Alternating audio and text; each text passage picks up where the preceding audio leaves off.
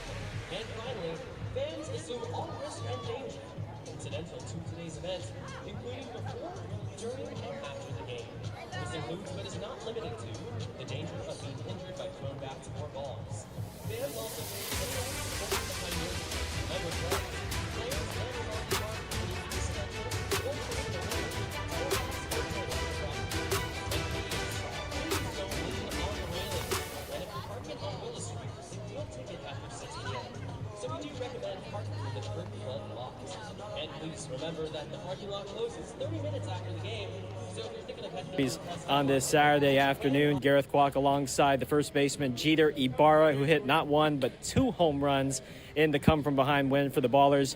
Jeter, couple of homers, 5 RBI. From your perspective, how would you describe last night's? It was chaos, honestly. I mean, it started off pretty rough with, falling behind early, but we were able to stick to our approach, trust ourselves that, the hitters were going to come through and the pitching was going to come in on the back end, and it worked out in the end. Both home runs to the opposite field. Could you take us through both homers? What were you thinking, and how were you able to get it done? Honestly, I'm going to give a little shout out to Esai right here. I tried to mimic him a little bit on how relaxed he is when he goes up to the plate. He's feeling a little stressed out over the past couple of days, so being able to apply or kind of do what he does and just take a step back, take a breather, just go up, it's just another at-bat and just trying to get a good pitch to swing at and get a good barrel on it, and it worked out for both of them. So he's been going backside the past couple of days, and then it just seems like it's carried over to you and the rest of the team.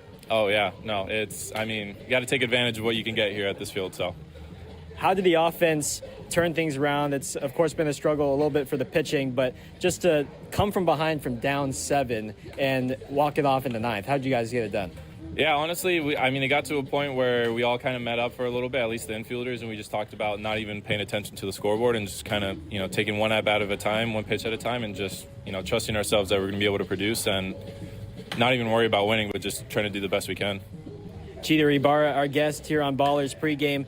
You're a San Jose native, St. Francis High alum, Ohlone College alum as well. What does it mean for you to be back here in the Bay? Oh, it's awesome. I was gone for a couple years, so it's great to be back, especially with the sun here. I haven't seen this in a long time.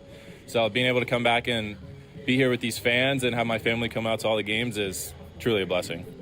Did you hit up any of your favorite spots when you came back home for the first time? Oh, of course. I got a couple spots back home in Cupertino, where I'm from, in San Jose, that I've gone to. Still looking to get some places out here in Oakland, though. I got to explore a little bit more. Jeter Ibara, our guest here on Ballers Pregame. Last question for you. Just what are you hoping to accomplish here in Oakland and in your second taste of professional baseball? Honestly, I'm just trying to help the team win as many games as we can. Just whatever I can do to contribute to the win is my biggest thing. I think if the team can win every game, that means we're all doing something right, and that means I'm doing something right, and I can live with that. Jeter, 3 home runs already to start the season, a grand slam yesterday, and we're excited to see what's in store for you the rest of the weekend. Thanks for the time. Awesome. Thank you, Gareth. That's Jeter Ibara with us here on Ballers Pregame. We'll be back with more right after this.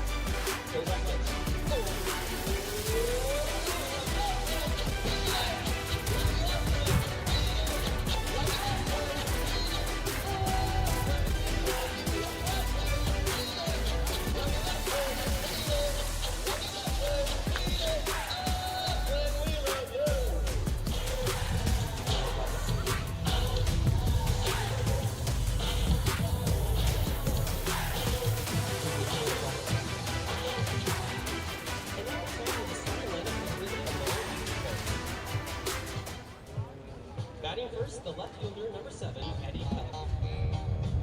Batting second, the center fielder, number 11. Both these teams 2-2 through 4 games after last night's come-from-behind victory by Oakland. So after tonight, one of these teams will be above 500 and one will not. Let's look now at our two pitchers brewing pitching matchup.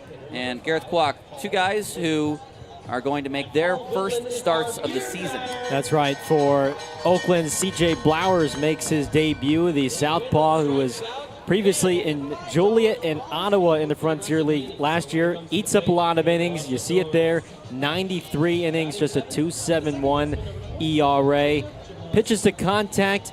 On the other hand, you have Cole Crescent for Long Beach. Good strikeout numbers. 73 Ks in 62 innings with Yuba Sutter last week, despite a high ERA. So two guys that get it done in different ways. We'll see who prevails tonight. Blowers was a Frontier League All-Star and a guy who, it's interesting, does not strike out a ton of batters, but doesn't allow a ton of hits to batters. He's a pitch to soft contact and a 2.71 in 17 starts. That's an impressive ERA for a guy who, Gareth, only started his professional baseball career at the age of 27 in 2024. He was pitching in something called the National Baseball Congress, which is almost a semi-pro type of league. Yeah, not the NBC that a lot of us are used to, but yeah, it took a 4-year hiatus away from the game, and for him to get back in the saddle and now be a part of this rotation and provide some impact will certainly be the question for a rotation that has been up and down so far. And I had heard that CJ had more or less offered himself for 100 pitches today. Let's certainly hope it doesn't come to that, but the Ballers are going to try this fifth game to finally get a starter into the fifth inning. Well, let's hear the starting lineup for the Oakland Ballers today. I'm now going to turn it over to the public address announcer, Tariq Ansari, who is going to have your starting lineup in just a few moments.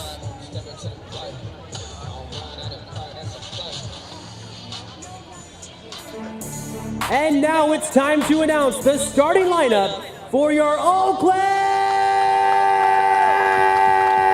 Ballers!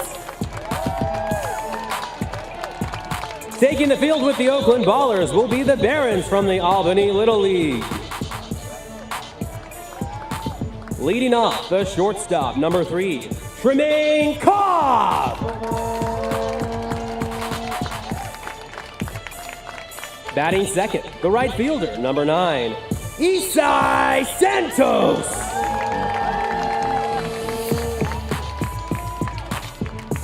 Batting third, the first baseman, number 16, Jeter Ibara.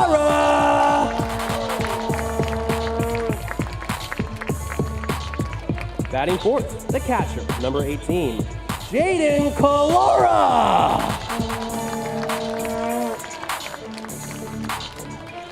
Batting fifth, the second baseman, number 15, Jake Allgaier.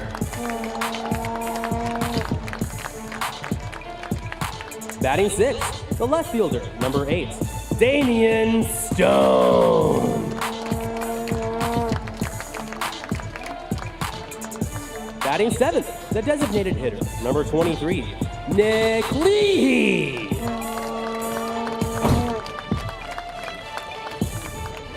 Batting eighth, the third baseman, number 29, Justin Trimble.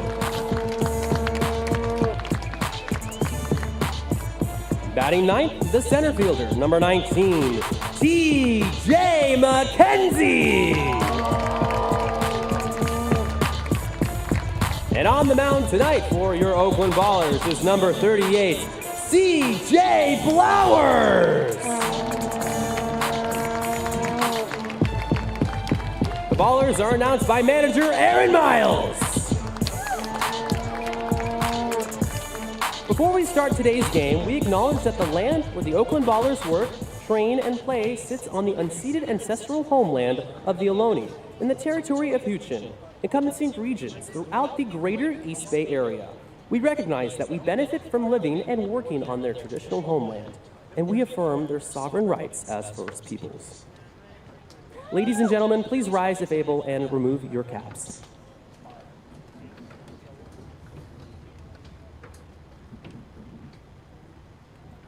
Presenting the flag is Dennis Johnson from Swords to Plowshares. Tonight's national anthem is being performed by Oakland School for the Arts student Raylan Albert.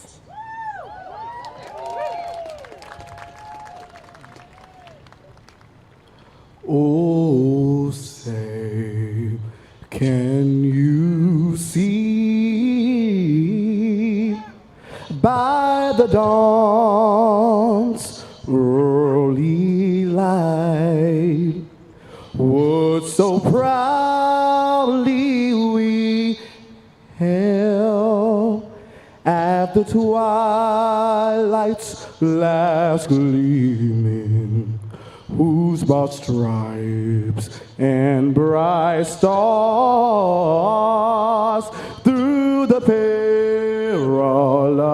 fight for the ramparts we watched were so gallantly streaming, and the rockets regular, the bombs bursting in air gave proof through the night that our flag was still there. Yeah. Oh, say does that star-spangled banner yet wave for the land of the free and the home of the brave.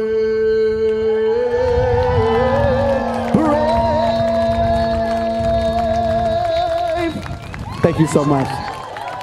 You know, I think I'm a pretty good singer at karaoke, and then someone goes out there and does something like that, and then I realize, oh, I can't sing. Oh, yeah. What a great national anthem from that OSA students.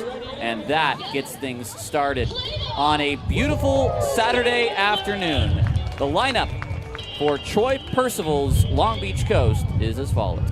Long Beach last night hitting 4 home runs, and Emilio Corona was one of them. He's hitting second. Cuba Bess cleans up. He's catching today. He had a 3-run shot back in the 4th. Paul Winland hit a 9th-inning homer, which Long Beach thought would be enough to win the ball game. That was not the case. Jacob Jablonski makes his first start of the weekend, and Anthony Mata had a home run as well in that ball game last night. Well, they'll be opposed by the big lefty, C.J. Blowers, 6'6", 230, from Graham, Washington, son of former Oakland Athletic Mike Blowers. You may remember him from the 1998 squad, I do believe. That was the year. C.J., a Frontier League All-Star. With Ottawa in 2024, had an 0.87 ERA in 5 starts to begin his pro career. And last year in those 17 starts as a All-Star, 2.71 ERA. Yeah, I'll come at you with 6 pitches in his arsenal. A fastball in the low to mid 80s, a 2-seamer, a changeup, cutter, sweeper, and what he calls a forkball, a ghost fork. As well as you take a look at the defense for Oakland tonight. Stone, McKenzie, Santos in the outfield, Trimble at third, Cobb at short, Allgaier at second, Ibara at first, and the only difference from last night is Jaden Clora gets a start behind the dish. Jaden Clora did play last night, however. He was a big part of the festivities in the 9th inning. He drew an extremely important walk, fighting off pitch after pitch from Zach Volker. Here is Eddie Pelk. Pelk, who had a 2-for-4 night with 2 runs and 2 RBI. 4 games in, I think we can start reading some Triple Crown numbers, can't we? I think so. 375, no home runs, and 2 RBI. The big lefty Blowers. His first pitch is a strike at 4:37. It's a windy 66-degree first pitch. A quick 0-2. You will not see Blowers very often get up to the 90s on his pitches. He'll try to perplex you with an assortment of pitches that Gareth just read off. 0-2. Too hot.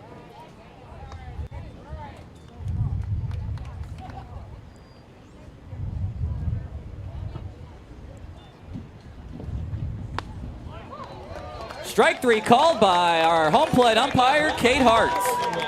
And Blowers has his first Oakland strikeouts. Kate Hart behind home, Glenn Balangao at first, and Alex Chavez at third. Very nice sweeper on the outside corner there, Tyler. Get the strike 3 called. Here's Emilio Corona. It's a first pitch strike down and in. Corona's 2-run home run in the first inning was one of 2 extra base hits he had. A 2-for-4 night. And like Pelk, 2 runs scored, 2 RBI. Too low that time.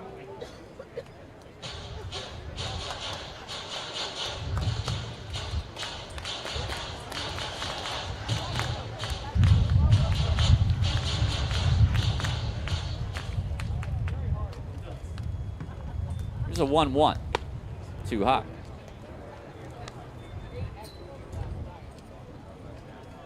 Blowers, he's got a good personality out there, and I think he's got a good personality as a pitcher, too.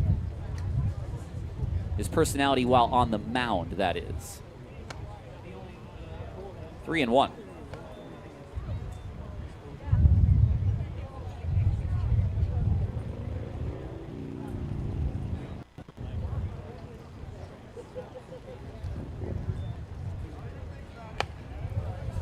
That's a 5-pitch walk to Corona, and he's on in front of a couple of lefties as Vest will now come to the plate. Well, he's one of those guys that'll occasionally talk to himself, try and hype himself up out on the mound. Don't try to disturb him because he wants to get into his zone. Cooper Vest, a 2-run single in the second last night. Had a 1-for-3 game.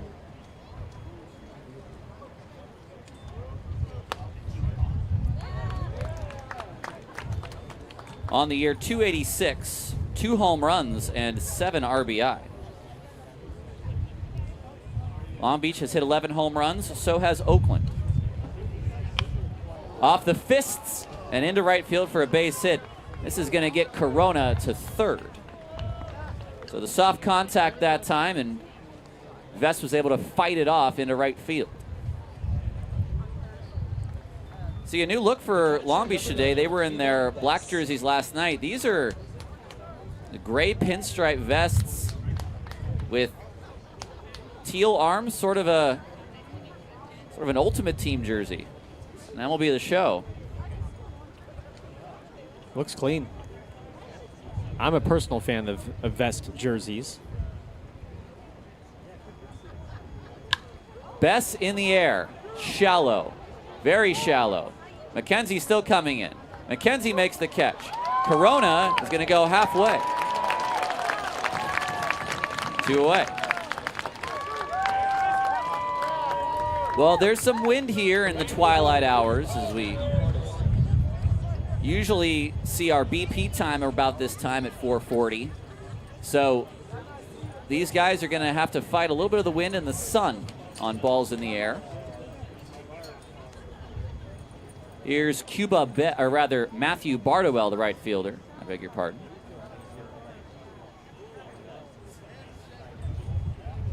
First pitch to Bardowell is swung on and missed. Nice off-speed pitch there. Yeah, great changeup from Blowers.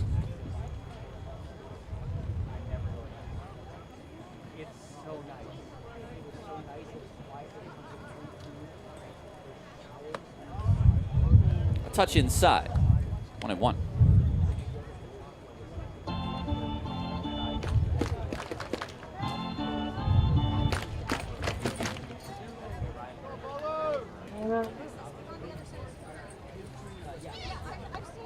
That's in the dirt. Kalura stops it in front of him.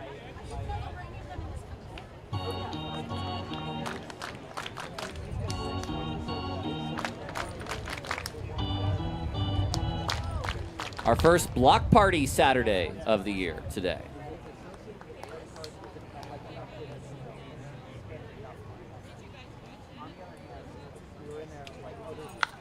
Bardowell in the air to left field. At the track and gone.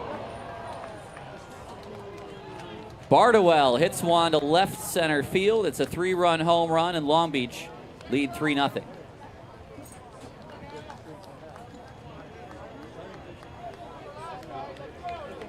Got a breaking ball. It came inside to Bardowell, and he turned on it. And it's another early deficit for Oakland. Well, that's one thing C.J. Blowers will have to get used to with his new surroundings. In probably most places that he's pitched at, that's a fly out to left center, but not here at Raimondi Park. Slow roller. Ibara to the bag, and we'll take a break. 3-0 Long Beach on the 3-run shot by Bardowell as we head to the bottom of the first on Ballers TV. All right, Ballers, and we're going to need your energy. And Scrappy the Rally Possum is the most amazing mascot in the history of the world. And he wants to share with you a song that's been going through just for him. So let's get high, let's get loud. Let's get a big hand across the court over here. Scrappy the Rally Possum, the greatest mascot ever.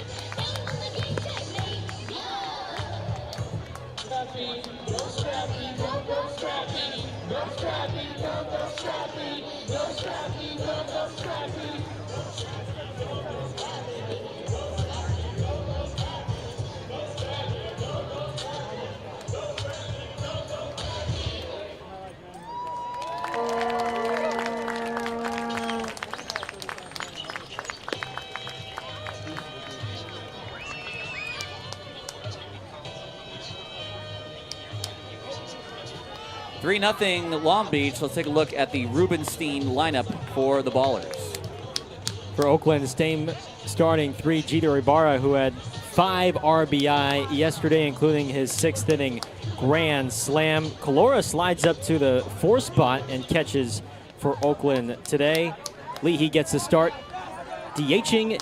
He hits 7th, and TJ McKenzie, the hero from yesterday with that sac fly, hits 9th. Cole Crescent, who was a member of the Yuba Sutter High Wheelers last year from the University of Louisiana Monroe, spent a season in the Dodgers organization at the rookie level. And here is Cobb to lead things off for the Ballers. First pitch, strike at the knees for 0-1 count. Our Caltrans keys to the game tonight. Gareth. Cobb will bounce to third. It's under the glove. That's an error. Cobb is going to try to take second, and he will. Roche has it go under the glove, and the Ballers have a man on second. Well, my 2 keys for tonight, work the count. We saw it yesterday late in the game. Oakland drawing 10 walks in the contest and really stretching the Long Beach bullpen. I think that was certainly a key to success.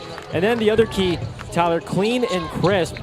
We talked about C.J. Blowers, how he's a pitch-to-contact thrower. And so the defense behind them needs to do its job and help out their starter by playing clean and crisp defense. That is a foul tip off of Isai Santos.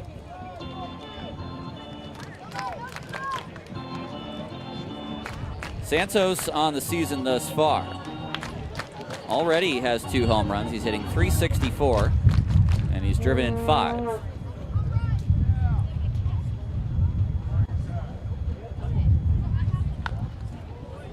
It's a quick 0-2.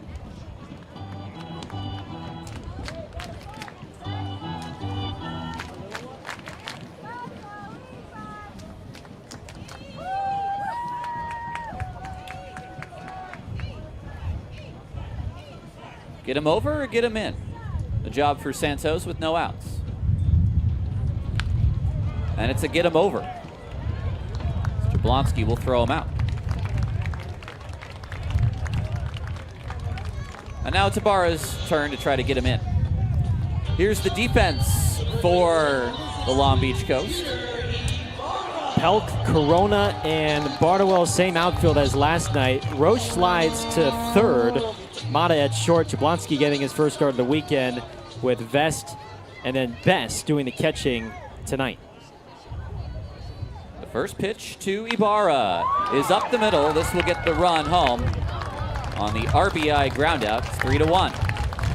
It's the second time Ibara has brought a man in via an RBI groundout, and you can give him already his 9th RBI of the year, and that's just good hitting.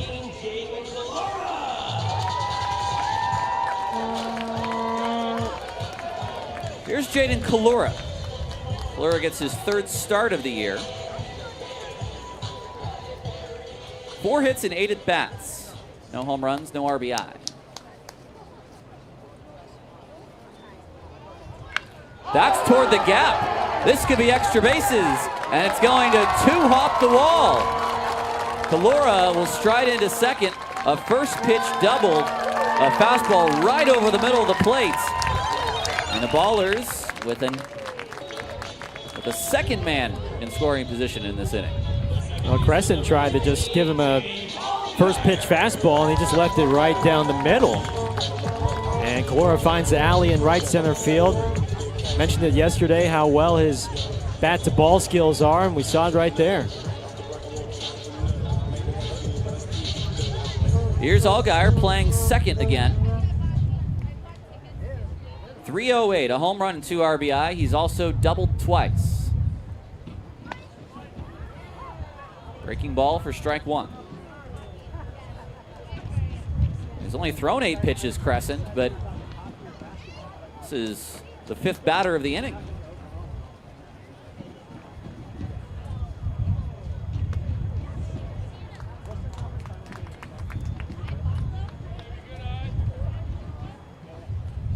This first half of the series will finish tomorrow, 105 game, and then a Monday off day until 3 more against the Coast. Allgaier inside out swing. It's one you want to have right now, but it's 1-2.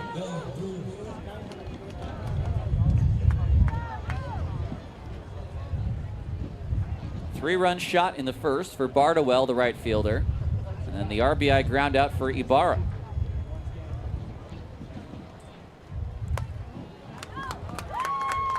It was some sort of breaking ball that never broke at 78 miles an hour.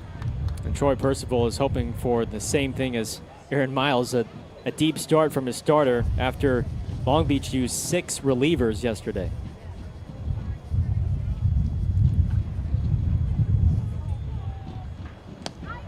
Nice take from Allgaier. The count will run full. On deck is Damian Stone. Now we have time.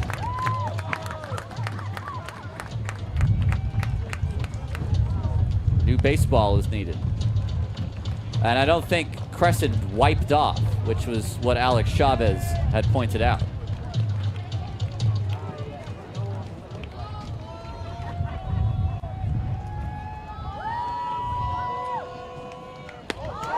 That's ball 4.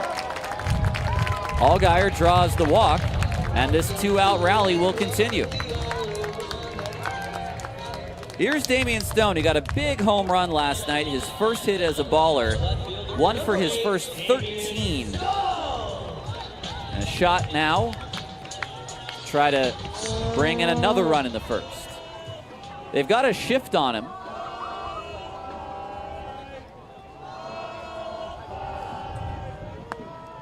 First pitch fastball is a called strike.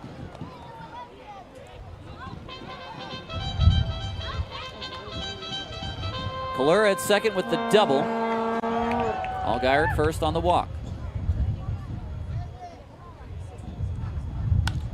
This is popped up. This could be trouble. Someone's got to call it. The left fielder, he's got it.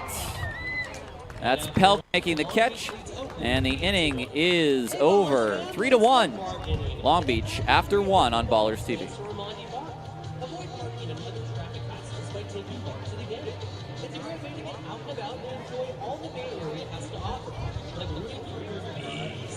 Visit bark.gov/Barnable for other fun Barnable adventures. And download the official Bark app to plan your trip. Down to you, Casey. Thank you, Tarek. It's time for green versus gold. Everybody check your wristband. If you're green, you want Jelani to win. If you're gold, you want Kara to win. It is time for the bar transportation race. Jelani's green, Kara's gold. I'll be blue because no one wants me to win. Let's see what happens.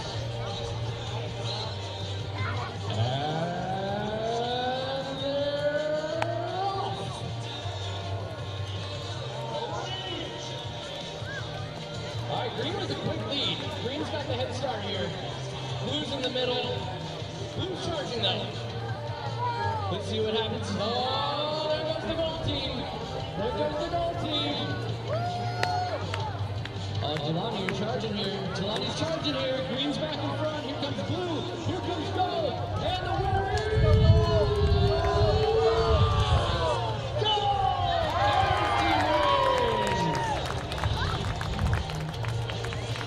Takes it early to 1-0 lead. And oh my goodness, eyes to the press box. Garrett and Tyler, our broadcasters, were throwing out foul balls. Look behind you, everybody. You might get hit by something cool. Oh my goodness.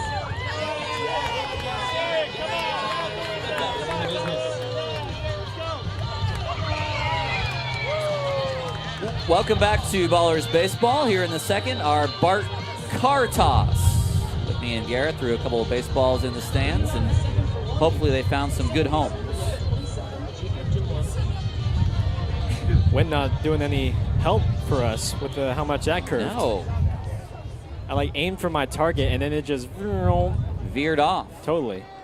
Lauer's first pitch to Jablonski is a strike. Jablonski and Roshan Mata in a 3-1 contest.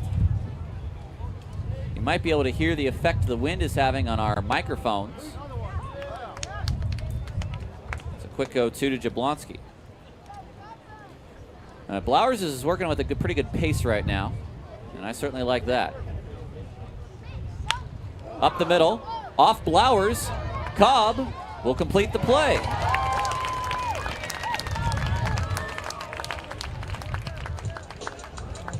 One away. Yeah, might have just grazed the lower leg of Blowers before taking that friendly hop to Tremaine at short. Here is Pat Roche. The third baseman made the error in the first. Ended up scoring Cobb. It was an unearned run on the line of the pitcher Crescent.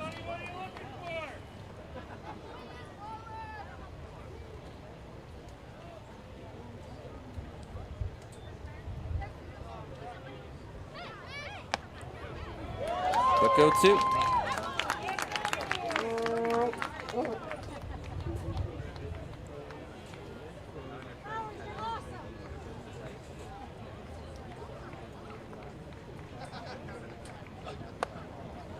Roche is 3 for his first 9.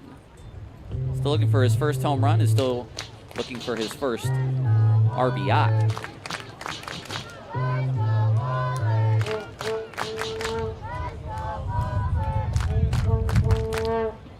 One-two also high.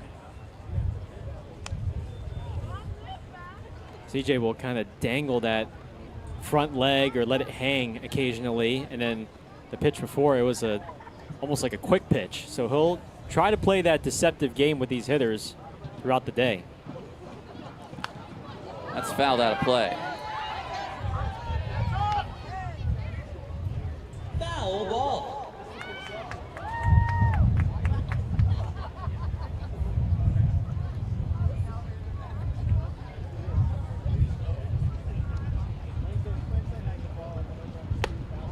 Too high again. 3-2. Flowers did have a rather high walk ratio for the amount he struck out in Joliet. He just didn't allow a ton of hits.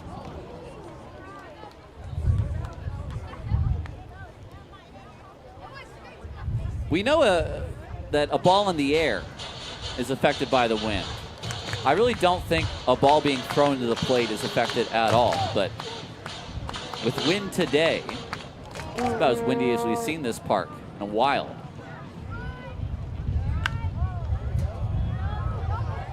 Well, this is going to be a very interesting pop-up, and Cobb's got it. No problem. 2 away. The wind gusts are reportedly at up to 18 to 20 miles an hour today.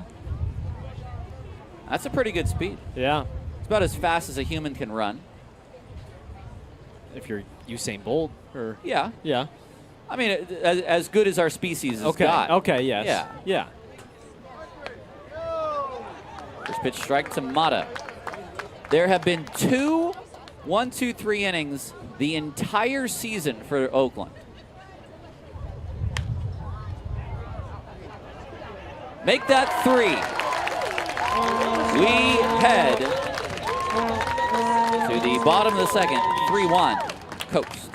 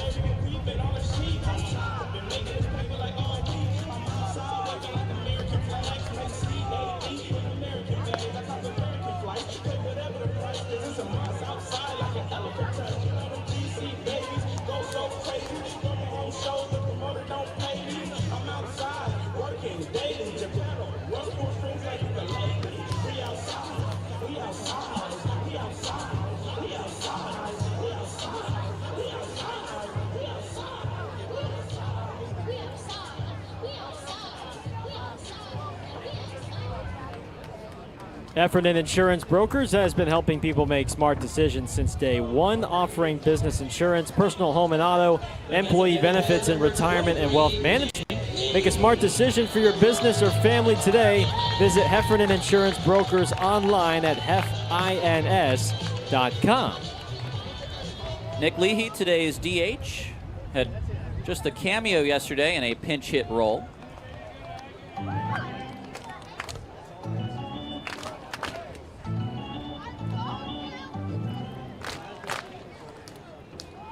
Oh, for his first 7.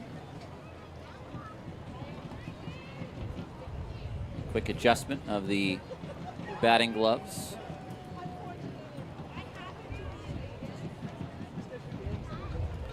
I did think it was amusing in the 9th inning. Jaden hit for Jaden and Nick hit for Nick. 1-1. I did tell you that we had a new pitcher, Derek Murphy. Unfortunately, we had to say goodbye to Jaden Shepard, who was released by the club today.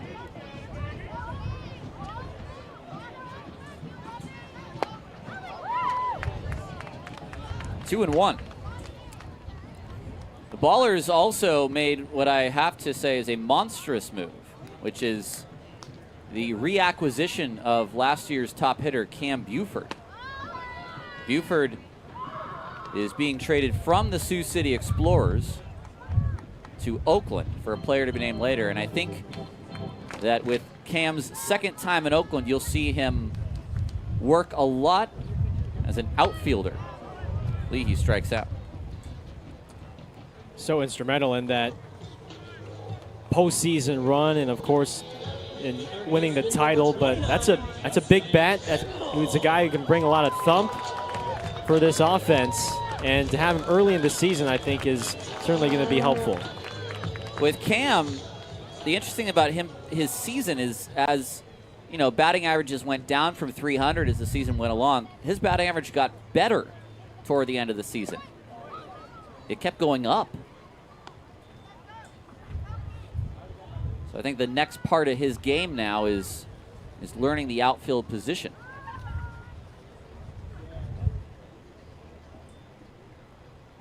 Trimble swings and misses. Well, anytime you can get somebody who's familiar with this environment and these surroundings and can provide a bit of a vet leadership too to some of these newcomers in the lineup, I think Aaron Miles will never neglect that.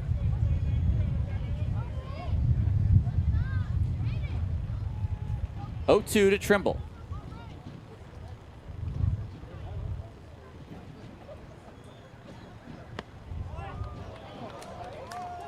Not good enough for strike 3. It's a pretty stone cold take from Trimble.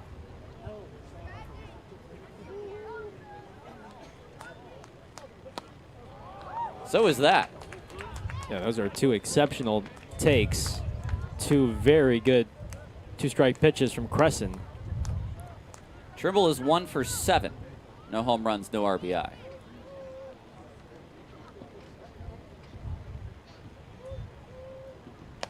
And he swings and misses.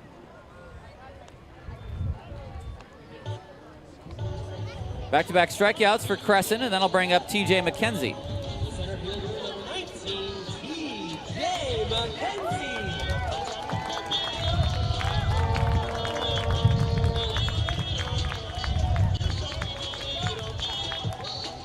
McKenzie had the walk-off sacrifice fly.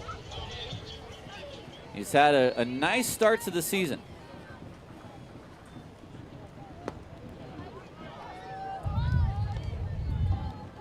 Batting .429. That's 6 hits and 14 at-bats, 3 home runs, and 7 RBI.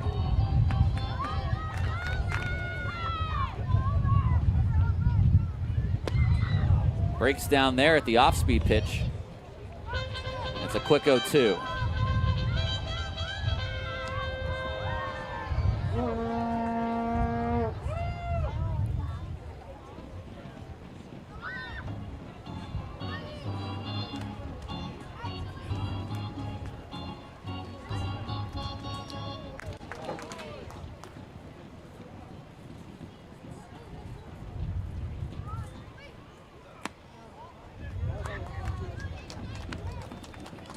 Not as stone cold as Trimble, but still a good layoff.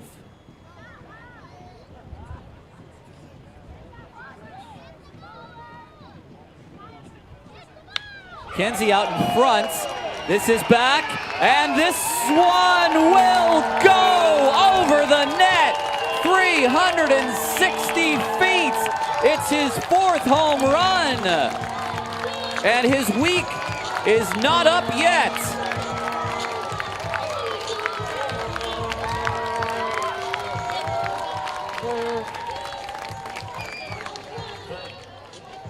What do we think of Big Ed's home run song? I mean, this guy right now in a rhythm at the plate, and certainly a candidate for Pioneer League Player of the Week, the way he's swinging it. Oh, absolutely. What a great call.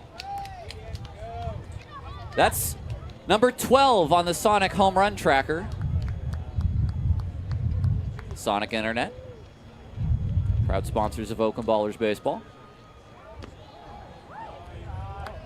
And, I mean, he didn't even get all of it, too. He was out in front, but that just shows you how strong the guy is and why he's become such a steady presence at the bottom of the lineup. Well, it was a fastball below the zone. He had to go down and get it.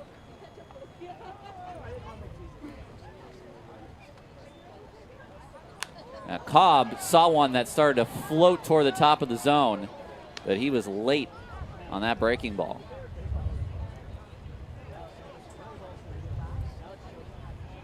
The earliest game today in the Pioneer League. We are getting everything started.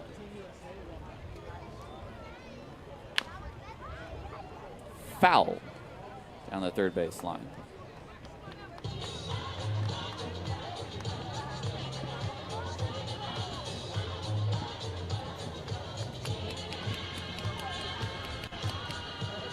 We'll see the Chuckers and Voyagers get started in 30 minutes time.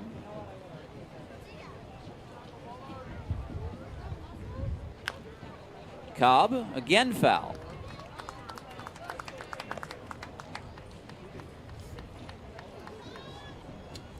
Next pitch for Crescent will be his 35th, which is about where you want to be.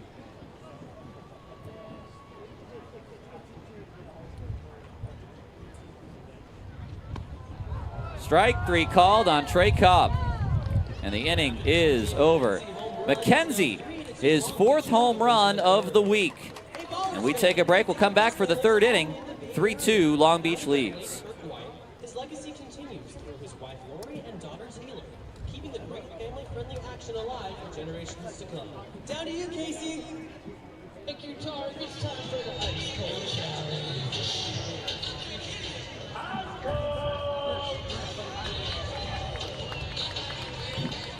Now, if you're on Team Green, you want to check your wristband. You're going to want Sam over here to win. If you're on Team Gold and you're the gold wristband, you want Dan Silver Holmes. That's his real last name, folks, to win the game. The way this works is we're going to pick up the tray. We're going to yell Ice Cold, just like Ice Cold. Kenny, give him an example. Ice Cold! And Kenny made the tray extra light today for Dan and Sam. Boo. All right, who's going first, Kenny? Sam's up first. Let's go, Sam. Let's see what you got. Ice Cold!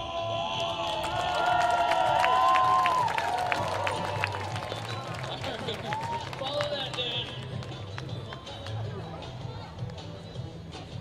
Ice Cold! Kenny, one right here. Pick a winner now. Who are you going? You going green, Sam, or gold?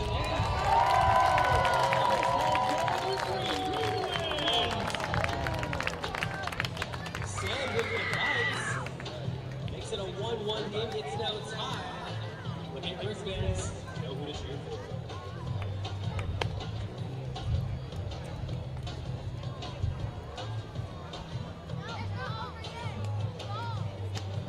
3-2, the Coast lead the Ballers here in the top of the 3rd. It's time for our celebrity 3rd inning. We bring it into the broadcast booth. Tyler Peterson now sitting with Chris Clark, the father of our own Oakland Ballers, David Clark. Welcome to the booth, sir. Thank you. Thank you for having me. Adjust your mic just slightly there. You. Yeah. Well, appreciate we it. got to see David make his pro debut on opening day. Were you here for that? We were watching your stream. I was. My wife was here. I had to work that day, so I watched the stream. It was amazing. Now, David's career is, I find, really interesting because he had such a great college career at the University of Chicago as a closer. Took some time off, got a job in what I love to call the real world. And then I'm sure you wanted to be a very,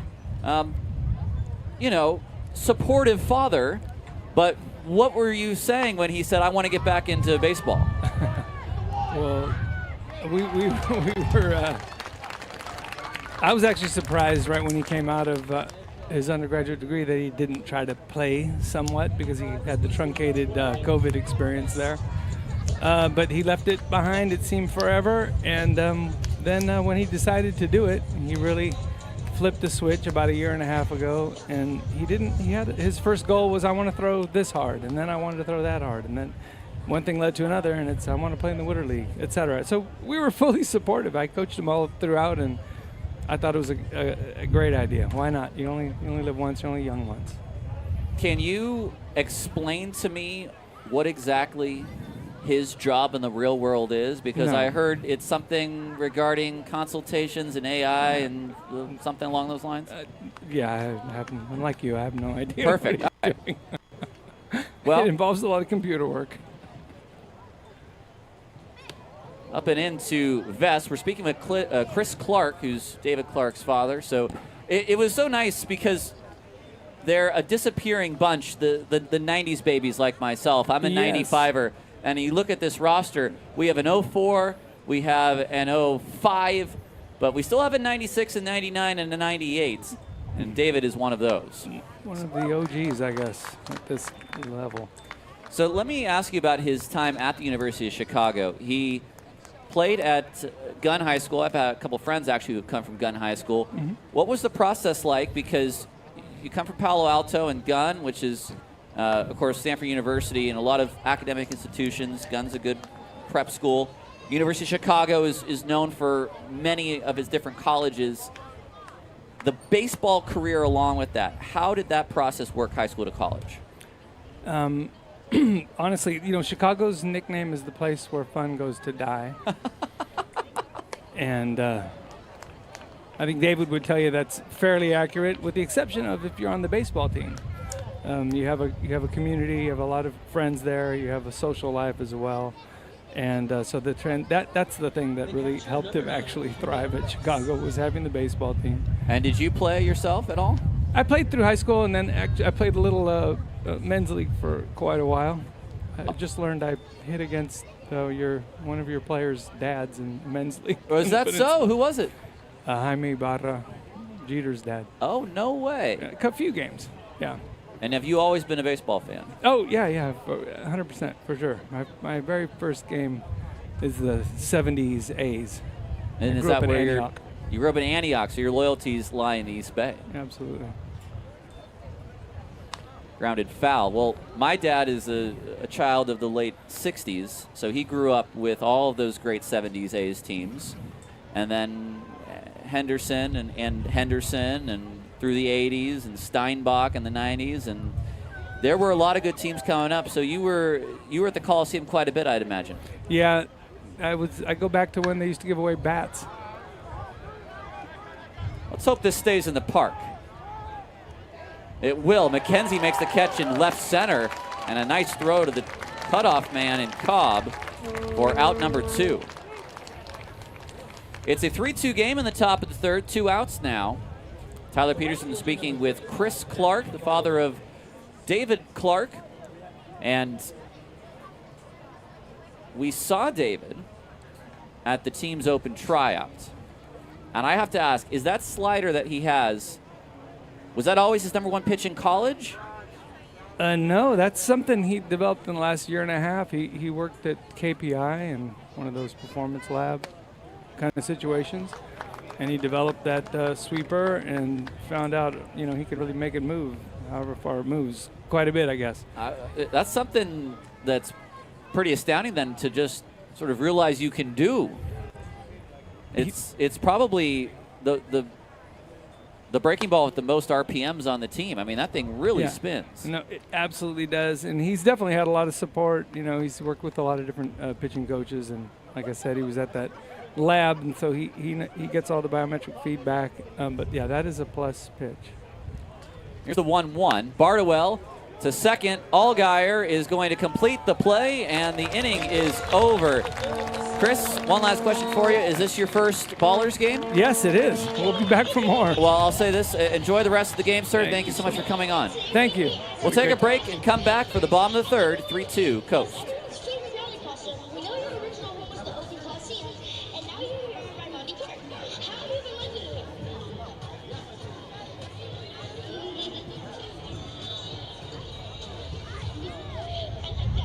Scoopy, how old are you?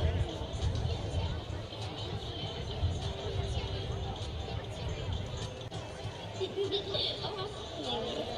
know you got some incredible answers. What's your favorite answer?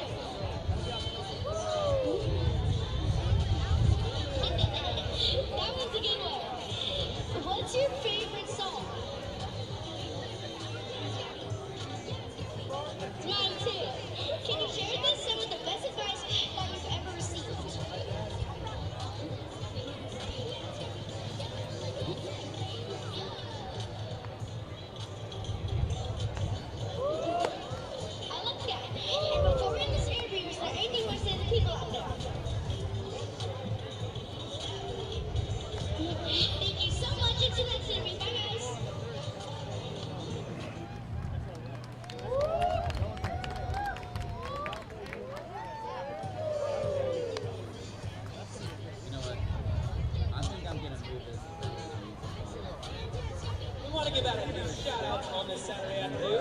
Shout out to the Piedmont party people who are in the house tonight. Thanks for coming out to cheer on the Ballers.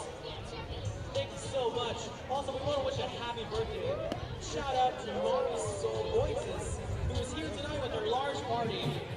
Thanks for choosing Ramani. Welcome back to Ballers Baseball here on Ballers TV on the Home Team Network and on YouTube as well. It's time for our Pacific Pipe climb to the top of the standings. 2 undefeated teams left at the top.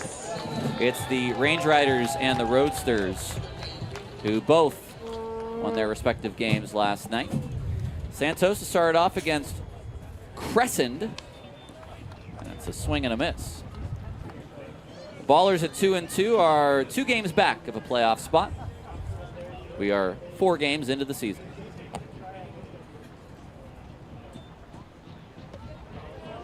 Does he go? Yes, says Kate Hart. Isai is not going to appeal.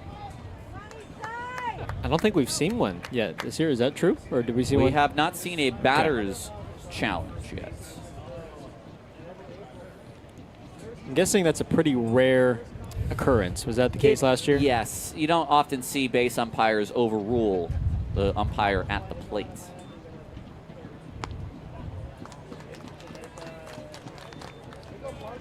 I wonder if as a hitter you have that like in your head at the plate, because you're already thinking about, okay, I already can challenge the call, but I can also challenge my check swing. Whoa! Isai will take that. That is a mistake. 2-strike hit by pitch. It was a fastball, and now both teams have hit a batter. Well, that'll put a man on for Jeter Ibara. He hasn't hit a home run yet. What's wrong with him? A hole at bat without a home run. Ibarra did bring in the first run of the game with an RBI ground out in the first. And there he was thinking the other way and fouled it back. 9 RBI to lead the team.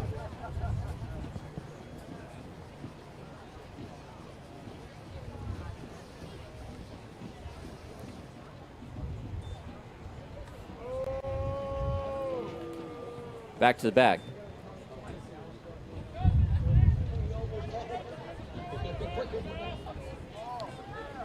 Isai has not stolen the base yet this season.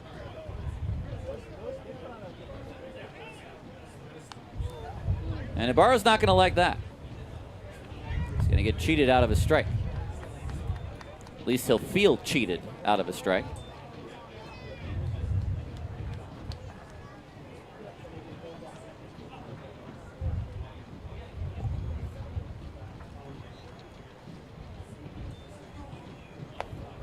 One and 2 now.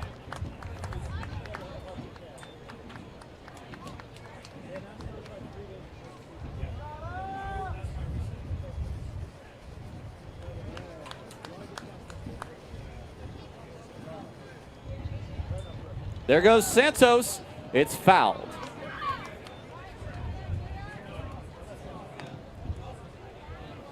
You got a good jump. Yeah.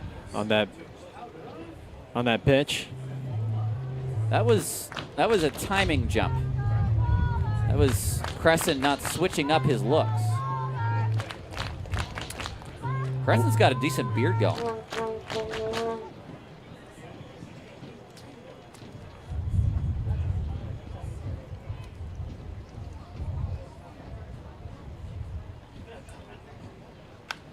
Down the line and foul. It's almost like you want to throw Jeter soft, so he tries to pull it. Yeah, because a lot of the contact that he's been making solidly has gone the other way. And I think as he talked about it with us on the pregame interview, but he likes hitting it the other way, taking advantage of the surroundings and the dimensions here.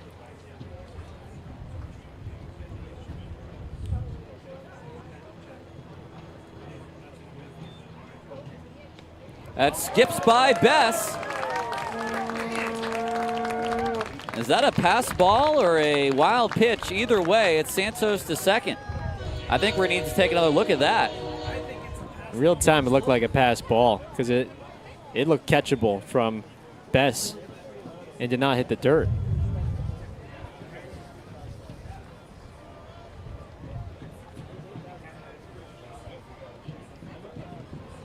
Two-two to Ibarra, and he'll get Isai over to third, and some more good hitting from Jeter Ibara.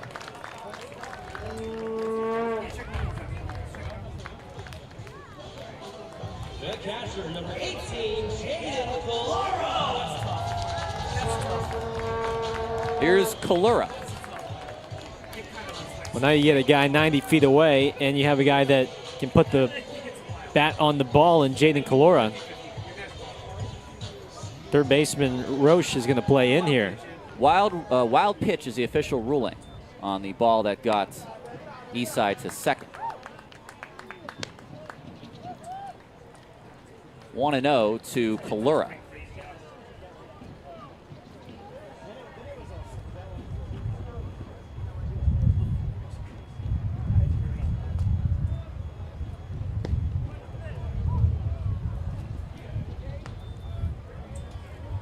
Ground ball to the right side ties the game.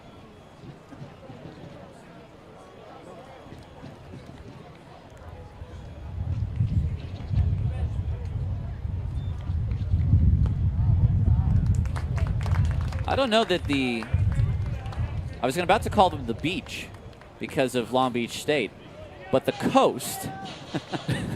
I'm going to say Long Coast Beach. I'm going to say that at some point this season. Another geographical formation. And that's out of play, at least at the moment. Yes, that's onto the street. Nearly got a car. But I don't know that the coast would necessarily hate to see a man at first here. They need to hope for either a pop-up from Kalura or something back to the pitcher or the third baseman.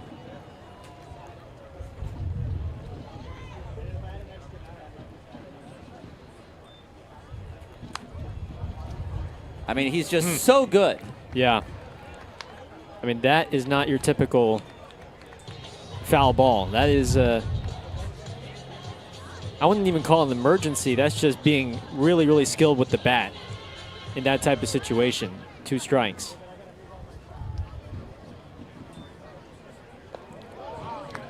Good take from Kalura. Now, one of the few times he has struck out, it was Wentz's breaking ball to the back foot, which is maybe what Long Beach was trying to pick at there. Don't necessarily believe that you will see a challenge here.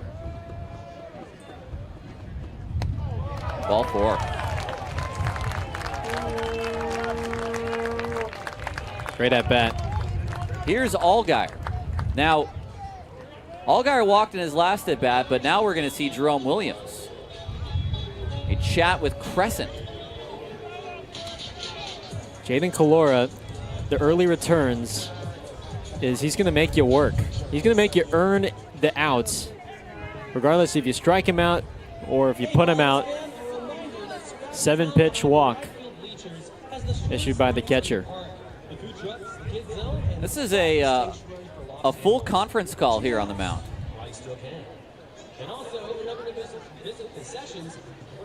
All right, the instructions divvied out. So with 1 out in the inning, they could get out of all of this with the ground ball.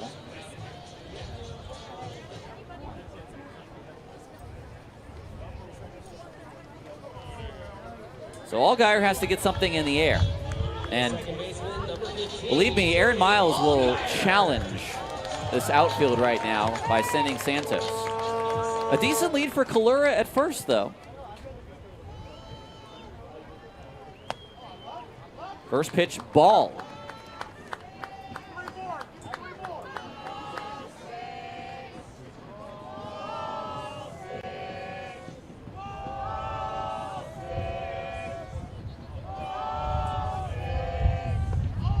Two and 0. A hitter's count for Allgaier, trying to tie this thing up in the third.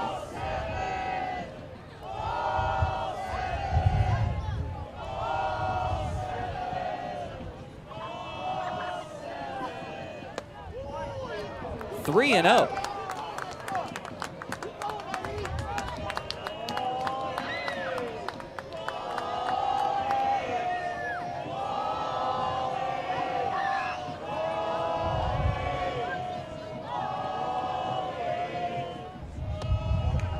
Strike one to Allgaier. Took that the whole way, even brought the bat down.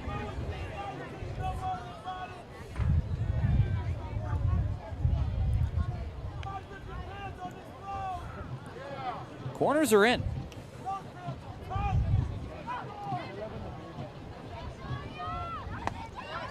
Three and two.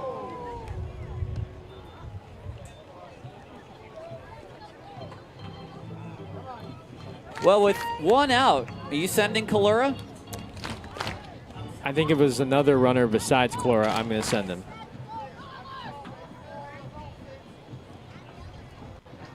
Not going. Ball four. A mess of his own making. A hit by pitch and 2 walks for Crescent here in the third. And now Damian Stone. Stone flied out to very shallow left field in his last at bat. And now for Crescent, who has worked a bit in this inning, he's about to throw his 60th pitch.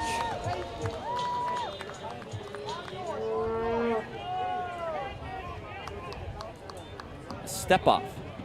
And Bess just bought his pitcher from, or saved him anyway, from ball one. There's ball one anyway.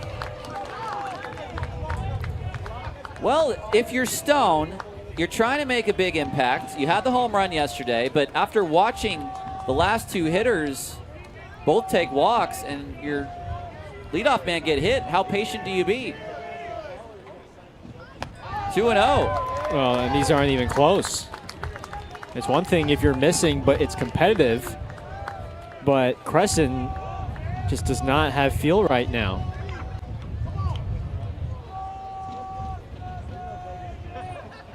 Runners not being held on. That's down the line, and that's gonna be runs. Stone is gonna bring in 2. They're gonna send Allgaier, and the throw to the plate is not in time. He brings in 3 on a triple, and the Ballers lead 5-3. And that's his big welcome to Oakland moment. Well, he got off to a slow start, Tyler, but tell you what, his first 2 hits as a baller have been huge.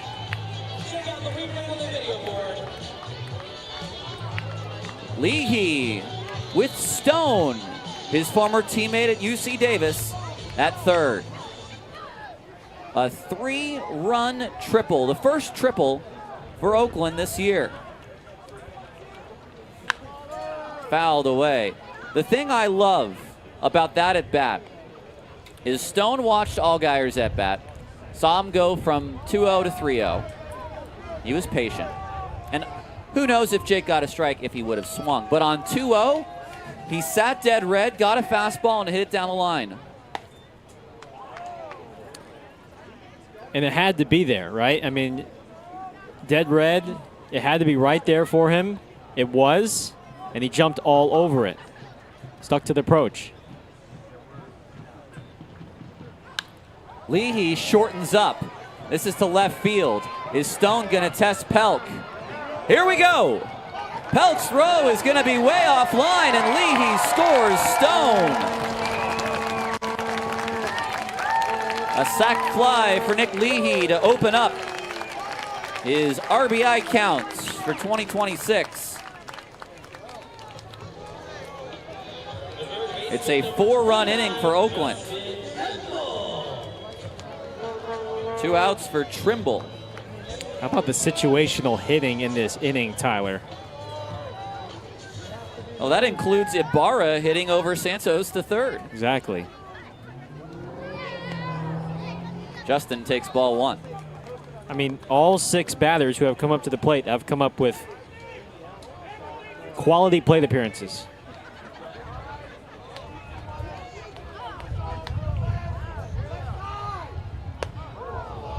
Does he go? No.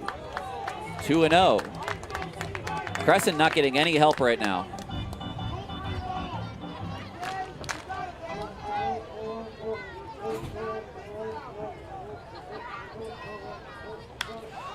Trimble taking on left field, and that baby is gone!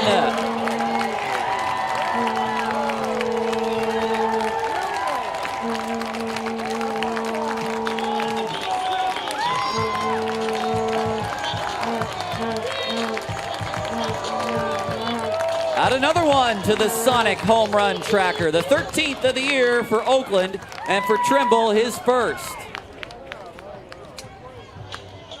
How about the light tower power from Justin Trimble? 107 off the bat, 399 feet the distance to left center. Oh, you weren't rounding him up? We'll give him 400. Here's McKenzie who takes the strike. 399 and 2 inches, if you must know. That's a roundup for 400 for me. Oh, yeah.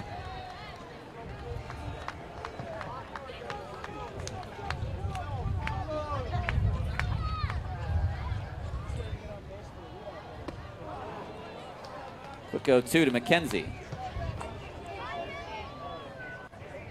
But that's that pop that we had seen during spring training. And he puts on quite the display during batting practice as well.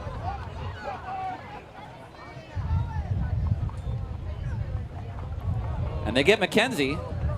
Bess is going to have to complete the strikeout, and he does. It's a 5-run inning, a 3-run triple for Stone, a sacrifice fly from Leahy, and a solo shot from Trimble. 7-3 Oakland as we head to the 4th.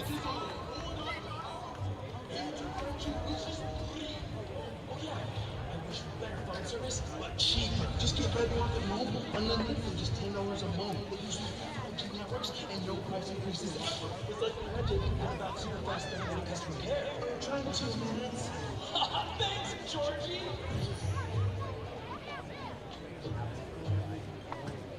So apparently if Big Abe and I sit in this exact spot, we score a bunch of runs. So we might not move for the rest of the game. We're going to do an interview here.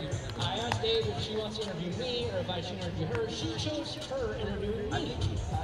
Hey guys, it's Abe, and we're at the Ballers game, and I'm here with Casey. and Sam's gonna be asking you a couple questions. All right, Casey, how does it feel to have that nice championship on your finger, or just winning a championship? It was the greatest time ever. It brought so much happiness to Oakland. I saw people crying in the crowd, and it just made me feel so good. How did your career in sports first start, and who were some of your mentors?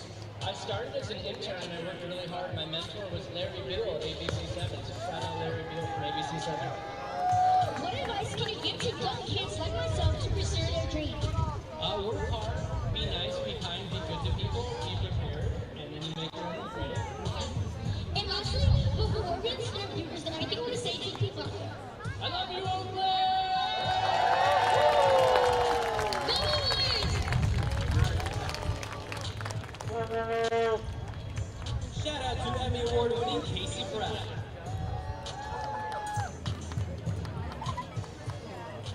A 5 spot in the bottom of the 3rd for Oakland. Gives CJ Blowers some much needed run support as we go to the 4th. Gareth Kwok, Tyler Peterson. 7-3 Ballers as Paul Windland stands in.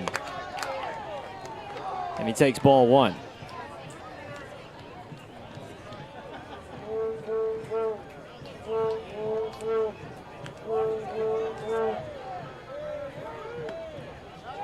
Good breaking ball finds the outside. 1-1. That felt like an inning where the team could just exhale a little bit. A little bit of an exorcism. Yeah. That too. To just finally put up a crooked number after all the crooked numbers that have been put up on them over the week.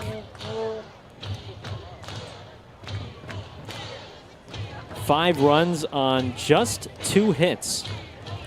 We haven't changed the dimensions here at all. It's the same field all 3 years. Hello. And Paul Winland is going to homer for a 2nd straight game. Well, that's getting out in any park. That was 410 feet. At 105 miles an hour off the bat. His 3rd of the year. The second baseman, number 27, Jacob. Well, that's a breaking ball that just hangs in the middle of the zone for Winland at 70. And if it's there in the zone, that's, as a hitter, that's what you have to do with it. Oh, Here's another fly ball from Jablonski, and the Coast have gone back-to-back. In the blink of an eye, it is just a 2-run game. First homer of the year for Jablonski. well, that's what Jablonski has done for the last few years. He got something right out of the middle of the plate. Again, belt high, and he knows what to do with that. This is the Pioneer League for you.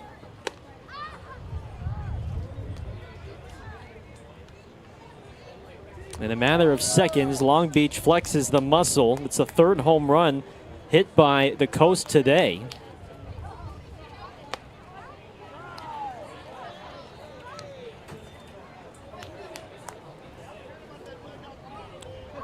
Roche popped out to short his first time around against Blowers.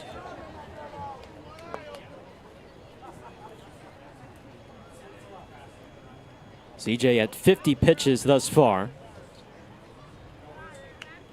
Trying to give this staff and this team at least 5.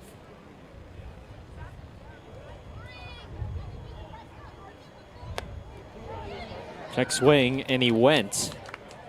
2-2.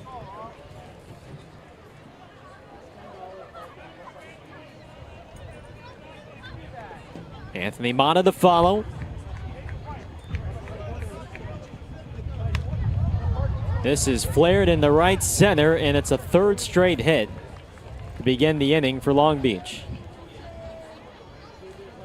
Well, that's a good pitch from Blowers. It's just that Roche went with that pitch, chased, and flipped it into right center field. So Calora will talk to Blowers out on the mound.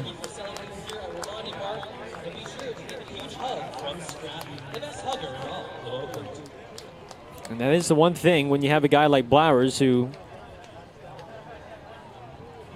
throws a lot of off speed. The shortstop, number 2, Anthony Ibara. Hitters can just lay back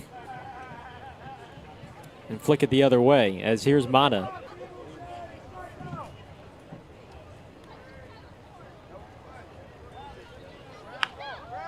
Could be a pair. 4, 6, 3.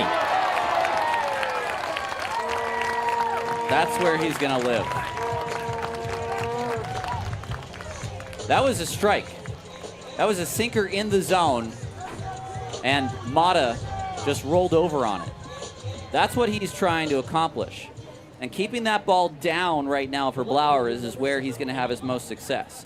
You look at both of the 2 home runs in this inning, a curveball that was in the middle of the plate and a fastball at the top of the zone. Top of the order, here's Pelk, who takes a strike.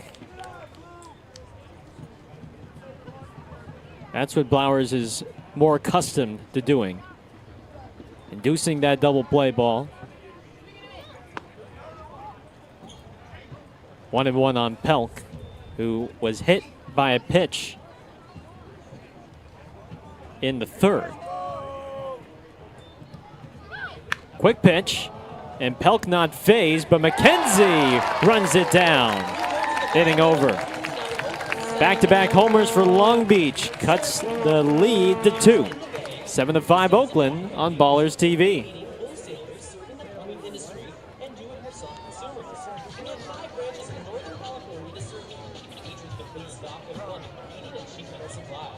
Visit us online at westernsupply.com or come and visit our location in West Oakland at 2800 San Pablo Avenue at the corner of 28th Street and San Pablo Avenue and see how we can help you. Down to you, Casey! Thank you, Tarek. It's time for another edition of Green First Gold, and this edition is the toiletable toss. Check your look at your wrist. If you have the green wristband, you want Guy to win. If you have the gold wristband, you want Stephanie to win. And we are going to have a special prize for the winner at the end of the game, so keep an eye on the tally for Green First Gold. Are you guys ready? Let's go!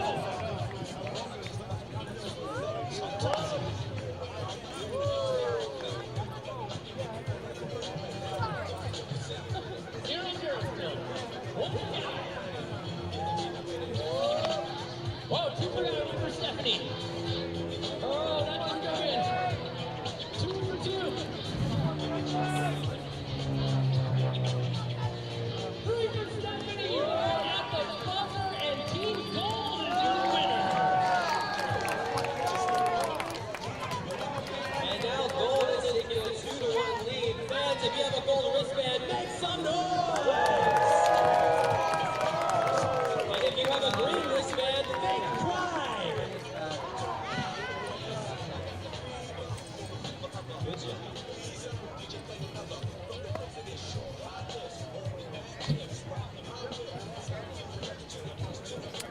Couple runs for Long Beach.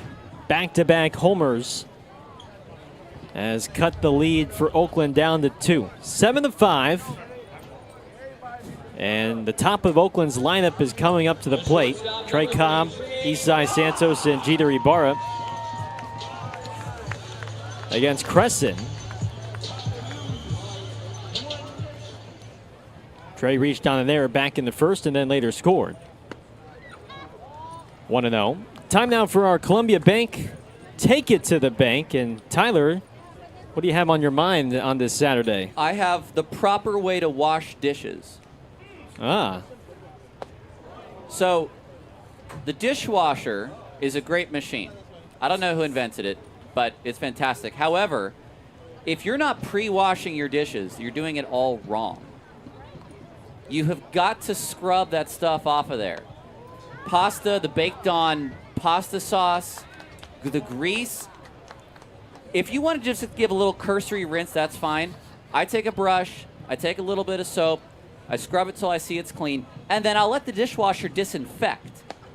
But do not take a plate that you just had a pork chop on and from your seat, stand up, walk over, and put it in the dishwasher. You are going to gunk up the works. That's going to back up on you. That's going to cost you a dishwasher. So you can take that to the bank. Lined in the center, and Corona can't make the catch. It was catchable. He slid in and had it measured up. It's off the heel, and Trey Cobb has it ruled a single. It's a nice try for Corona. You see at the last minute, it sort of whipped on him.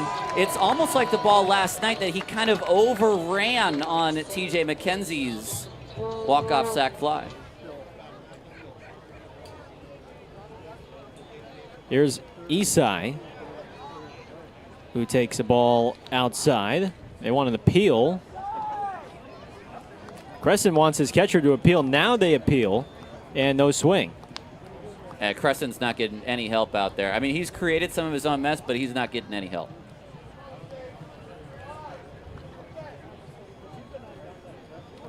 Santos led off the third with a hit by pitch, starting a 5-run third for Oakland. Now, what if it's just a dish with, like, crumbs? Like, no grease, Wash no off sauce? the crumbs. What are you doing putting crumbs in a dishwasher? Because you don't need to waste the water for just crumbs if it's already going to be put in the dishwasher. Runner goes outside, and easy money for Trey.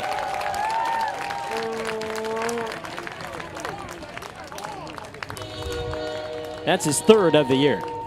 Well, that throw from Cuba Bess was never going to get Trey Cobb. I don't really think maybe he didn't set his feet, maybe he didn't have a very good grip. 2-0 on Eastside. 3-0. I mean, I agree if it's like the burnt pasta, or it's just almost like embedded in there. You gotta scrub it.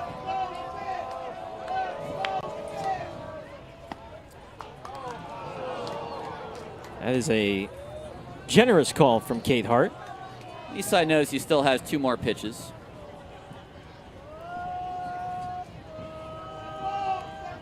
Jeter Ibara on deck.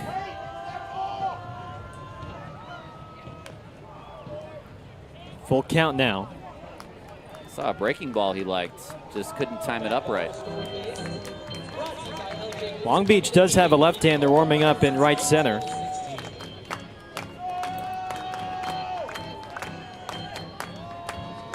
And now Santos will use a timeout. Long Beach has 2 lefties in their pen.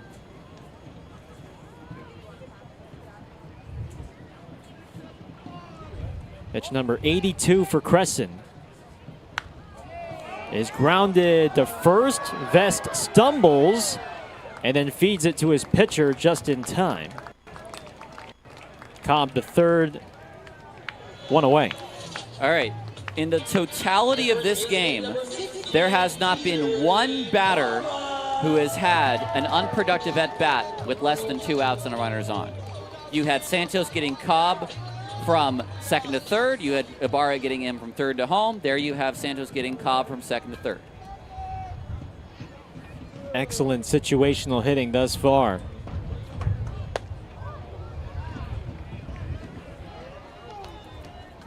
Ibarra had a quality at-bat in the third, even though it resulted in a ground out, because he moved Santos from second to third.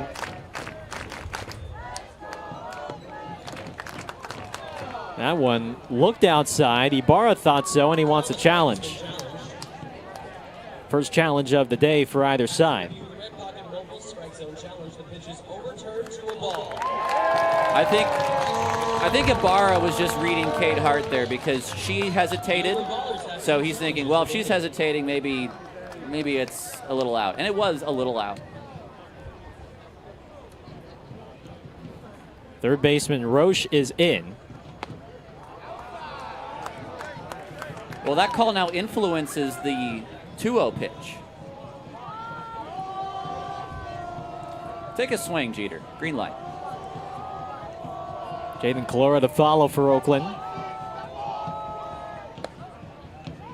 Watches all the way. How much does Crescent have left in the tank?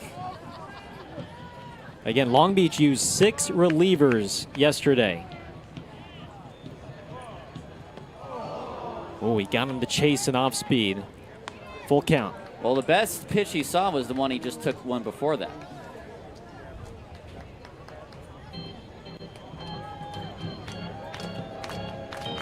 Pulled the string on the slider. He's 0 for 2, but he's had 2 good at-bats.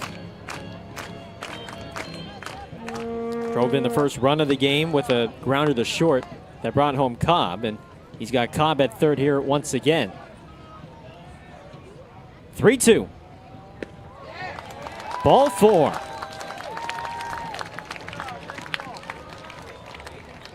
Three plate appearances, 3 quality ones. And that is the end of the road for Cole Crescent, as Troy Percival is dipping into his bullpen here in the 4th. Take a timeout. 7-5 Ballers with men on the corners on Ballers TV.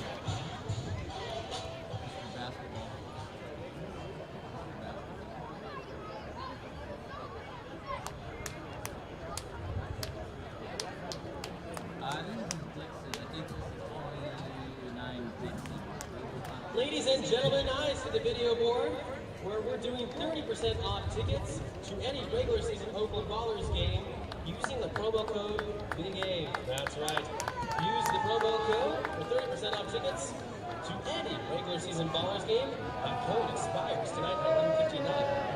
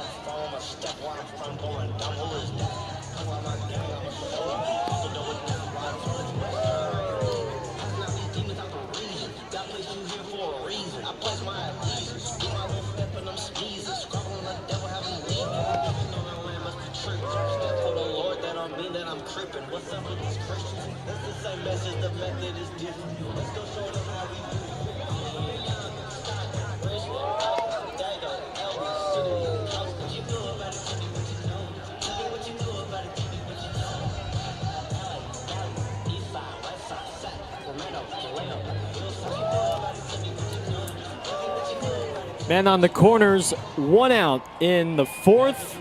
And Troy Percival has to go to his bullpen here. It's a left-hander, Jake Dixon, who appears for a 2nd straight game. Former Idaho Falls Chucker. And he'll face the lefty Calora with Cobb at 3rd. Sorry, Gareth. Gave up the home run to Stone yesterday. Struck out 3 batters in that inning, so he's not necessarily rested, but maybe not in need of a rest too much. Didn't throw a lot of pitches. The corners are in as Calora takes a strike.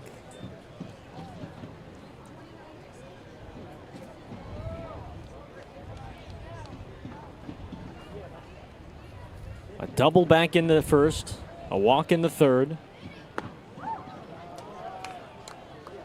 1 ball, 1 strike. Crescent just didn't quite have his control and command today, Tyler. Well, he walked 4. He gave up the 5 hits. 7 total runs, 6 of those earned. Just threw a lot of balls.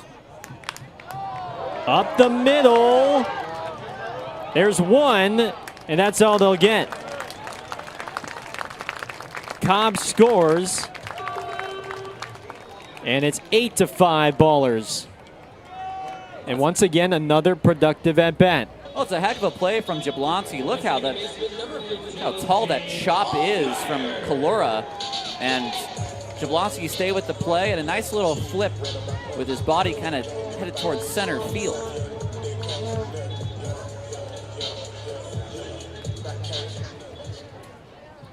They've scored in every inning. Allgaier hitting from the right side. Switch hitter takes a strike.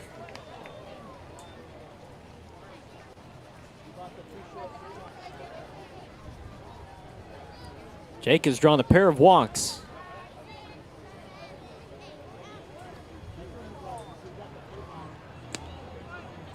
And that just clips the outside to make it 0-2.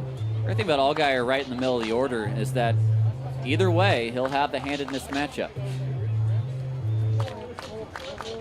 So 2 walks from the left side. And he's a good right-handed hitter as well. Some guys are more dominant on one side. He's pretty down the middle in his splits. I've mostly seen him from the left to start the year, but here, facing the southpaw. 0-2. High. 1-2. Calora's got a mean little lean going on at first right now. I don't think he's going anywhere, but certainly looks like he wants to.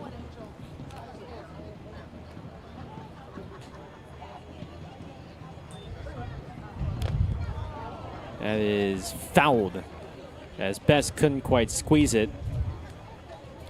The other thing, too, is if you try to widen your lead a little bit like that, maybe help out your teammate in the box.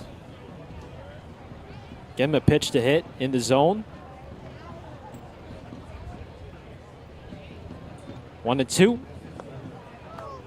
2-2.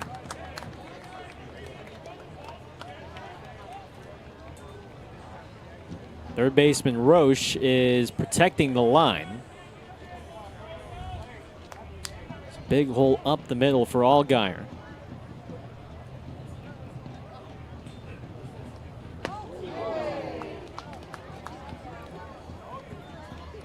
Well, now Kalura will go as soon as he is certain that Dixon is throwing to the plate.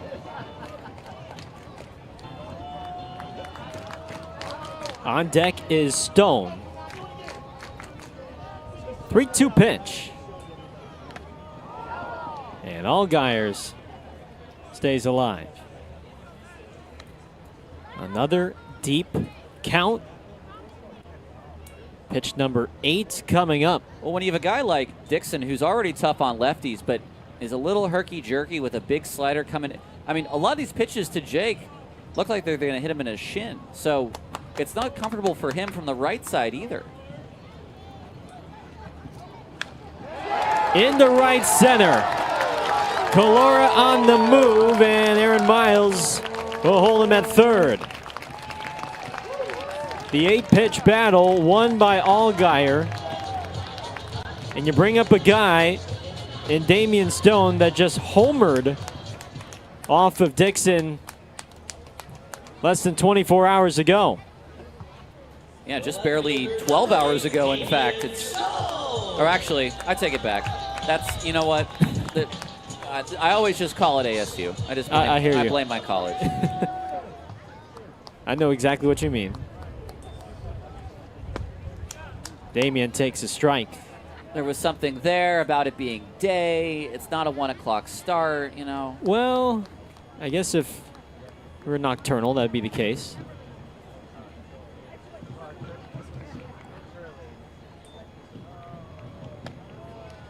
Strike 2. Damian's at bat yesterday was very impressive. Took a high fastball from Dixon, left on left, and sent it the other way to left center to cut the Long Beach lead. Here, Dixon wins round 2, and that ends the inning. A run in for Oakland on the ground ball from Kalura. 8-5 Ballers on Ballers TV. Sponsored by Mercado in Sacramento, the official auto accident attorneys of the Ballers. Merc Sachs got the base back. Casey, is it time for number balls? That's right, Tyrant. Like you said, the moment we've all been waiting for. Everyone loves the number balls. Keep an eye on your wristband again. Green versus gold. In gold, it's Sandario. In green, it is Sydney. Chirgamana Zinana. And we are about to rock on 3. 1, 2, 3.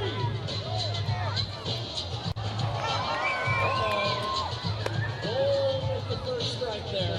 All right, back up, guys. Let's reset. 3, 2, 1. I think we can do one more. So far, it's still gold, though. It's looking like it might be a gold win. All right, 1, 2, 3, go!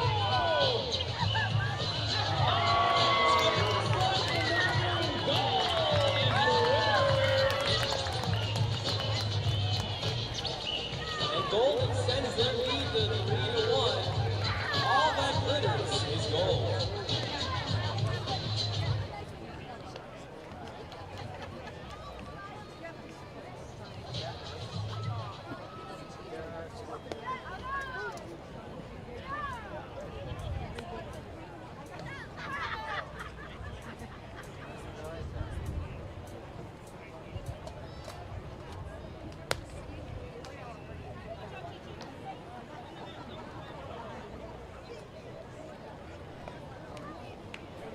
Fifth inning here at Raimondi Park. Ballers hold an 8-5 lead on Long Beach. This is game 2 of a 6-game series that is being spread out over 7 days. Here's Emilio Corona. Blowers has thrown 56 pitches through 4 innings. And if he can get through the 5th, It'd be the first 5-inning start by a baller this year. 1-1. Corona, Vest, and Best, 2, 3, and 4.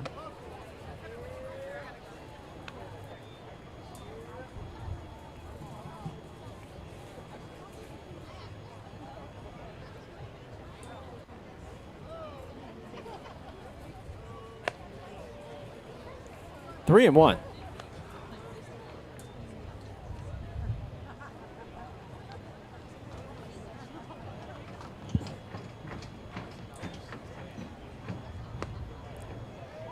And a good changeup makes it 3 and 2 now.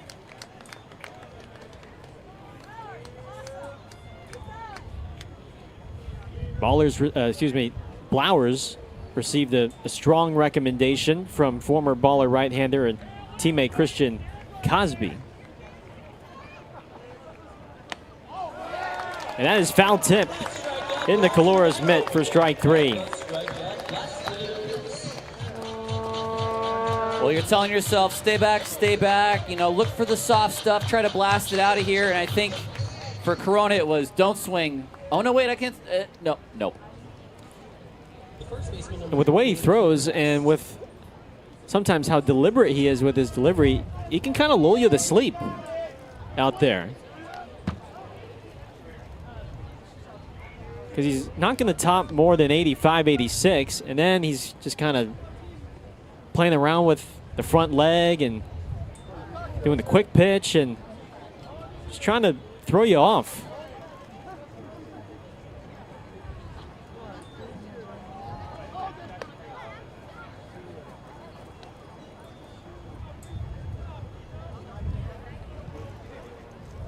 You see him get that ball back. He wants to work quickly.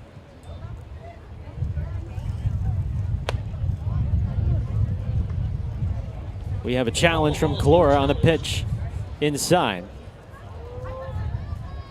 After review, the call is confirmed a ball. So one challenge remaining for Oakland. One challenge remaining.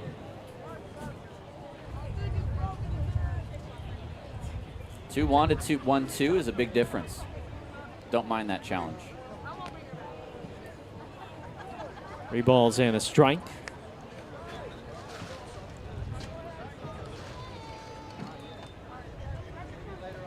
Didn't miss by a ton, too. Just barely clipping the top of the zone.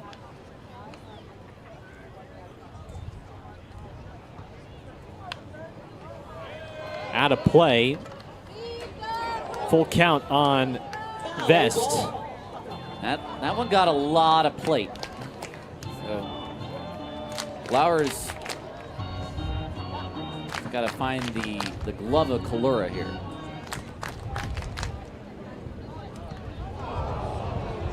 And he wanted that changeup to go by the feet of Vest there. And instead a 1-out base runner. The catcher, number 9, Cuba Vest. And you can tell that Blowers is upset with himself there. He had a 3-2 pitch. He thought he had a pretty good idea of how to attack Vest, but it all just kind of disappears after that.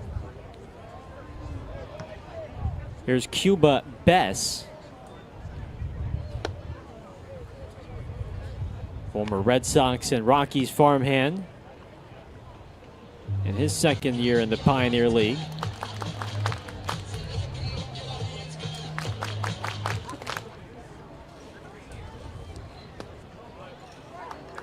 One ball, one strike. 2 bids at attacking left center, but 2 flyouts.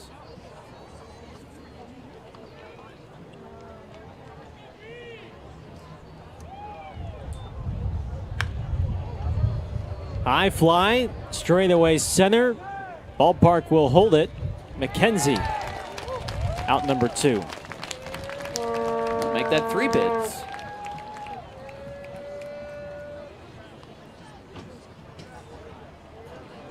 Here is Bardowell now with 2 down. You get a look at Liam Rocha getting ready in the bullpen, and they certainly do not want to have to go to him here. They want to see Blowers get through 5.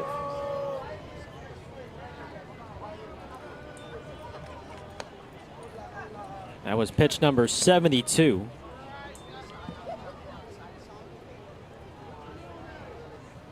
CJ would tell you he could throw 100 or so if you needed him to. Obviously, would not like to have to run into that scenario.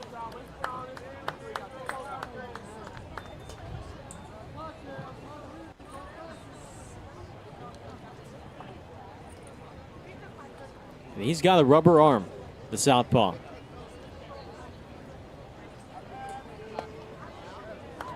Good fastball makes it 1-1.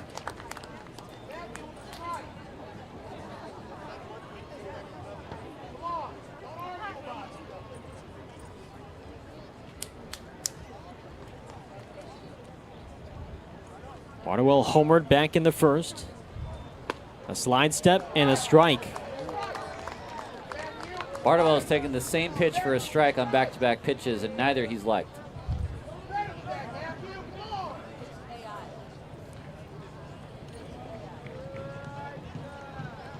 One, two. And he fights it off. Well, that was an 0-2 pitch. That was a hittable 0-2 pitch. Beg your pardon, a hittable 1-2 pitch. Winland is on deck, the lefty. Oh, that is a great block by Calora. Down and in.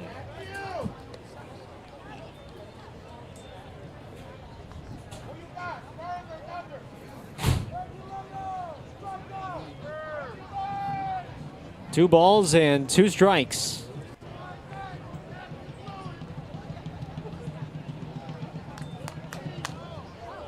And Barnwell not making it easy on Blowers.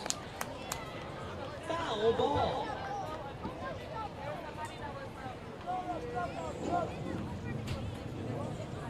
Acquired in a 3-team trade with Joliet and Ottawa. Trying to get through 5. 3-2.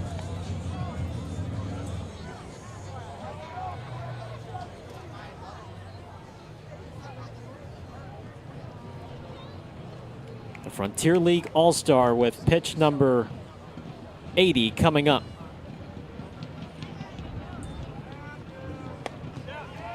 And it's inside, ball 4. The designated hitter number 5, Paul Winland. Second walk allowed by Blowers. Third walk, pardon me. And the tying run is coming up to the plate, and Blowers wants Calora to talk to him.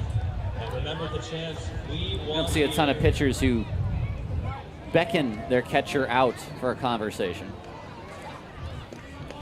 If CJ motions you to come out and talk to him, you go out and talk to him.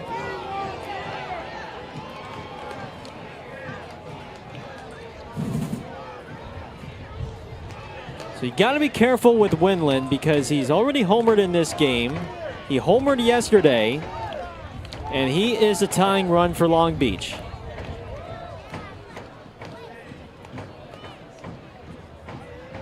First offering.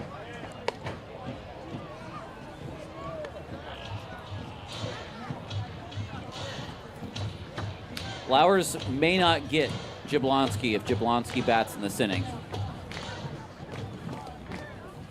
1 ball, no strikes.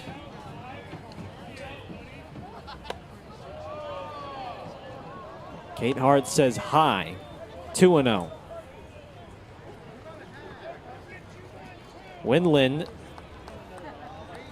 homered to left center. Both of his home runs have been to left center this weekend.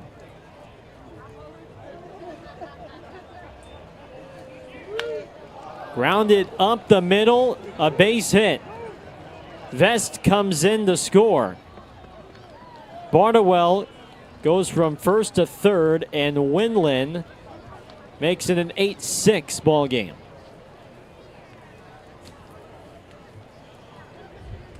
And Blowers will not face Jablonski as here comes Aaron Miles.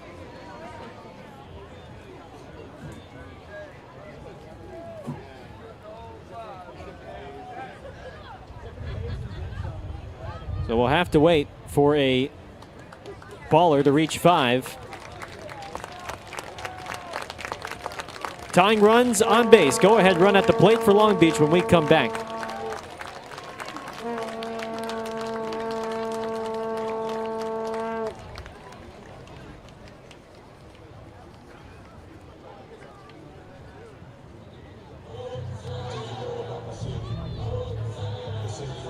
My name is Alex. I'm with the Oakland 68 Drummers, and we're going to do a beat for Nick.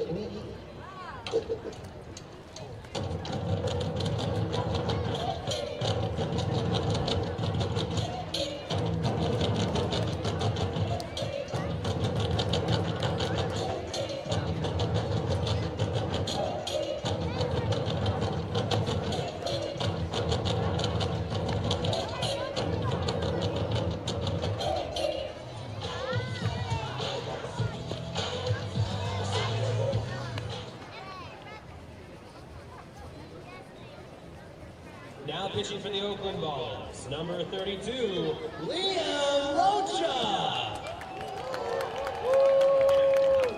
This pitching change is brought to you by Barks, Bay Area Rapid Transit.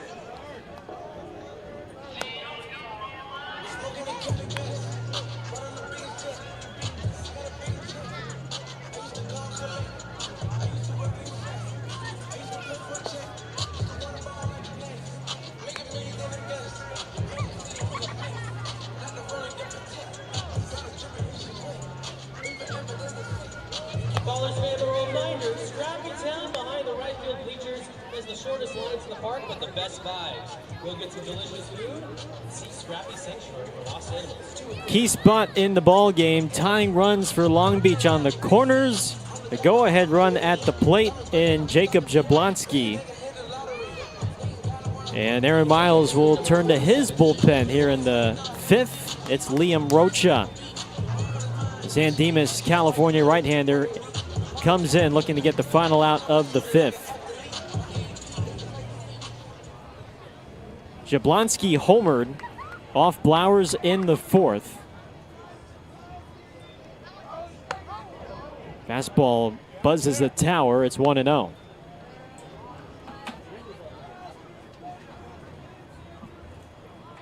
.6'3", 195 pounds, former Twins farmhand. 23 years of age.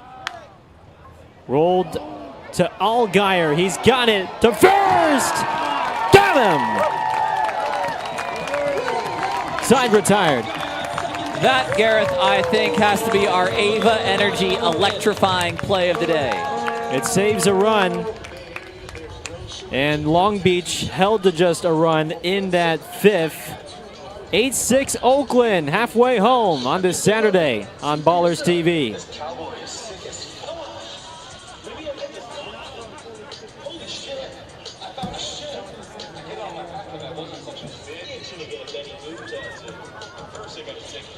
It's the best part about our shop. And guess what else? Saturday, August 15th, we're giving away free Ballers tattoos. Come on by Saturday, August 15th.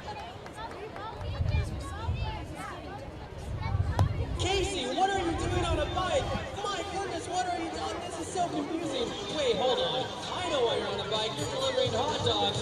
Because it's time for Thursday Night's Hot Dog Toss. Fans, make some noise if you want a hot dog.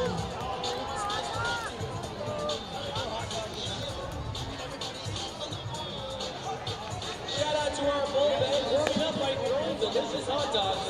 They're just like baseballs, except they're edible.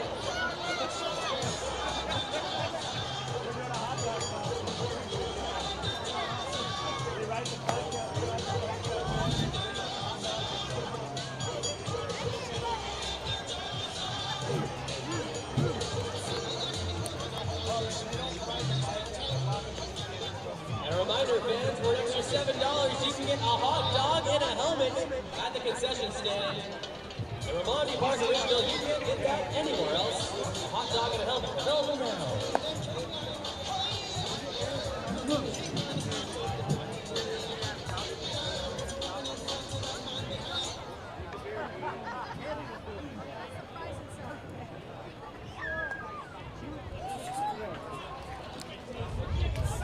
8-6 Oakland, bottom 5 here from Raimondi Park. Ballers looking to win back-to-back games for the first time this season as Leahy leads off against Dixon. Strike one. Leahy, Trimble, McKenzie, bottom of the lineup against Dixon, who entered the game in the 4th. Bounced up the middle for Mata. He's a smooth shortstop defensively. 1 out.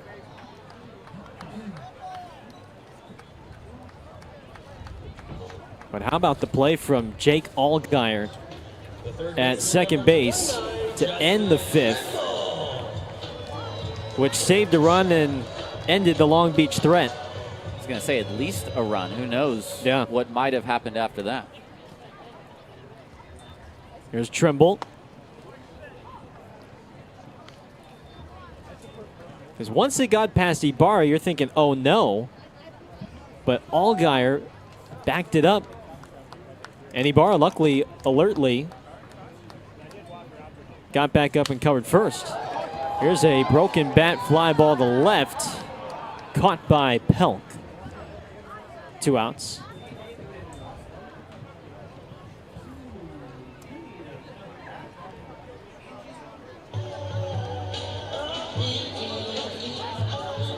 And here's TJ McKenzie.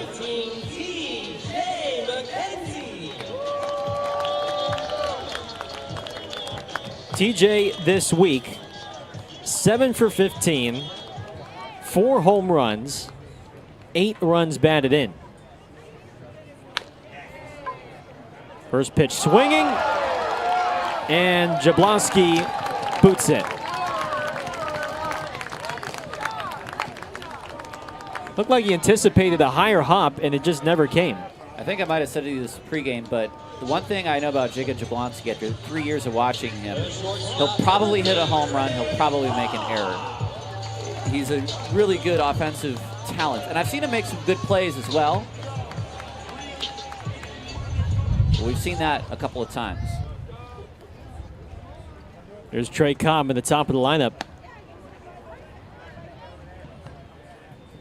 Second error committed by Long Beach tonight. First one was committed by the third baseman, Roach. And McKenzie goes. Swinging a bouncing ball through the vacated right side. McKenzie to third. Another multi-hit game for Trey Cobb. Well, TJ's got to be thinking, man, I had that stolen.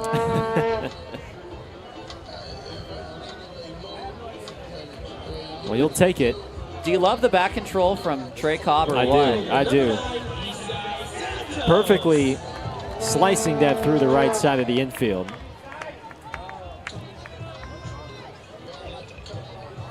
And a chance for Isai Santos to get one of those runs back that Long Beach grabbed.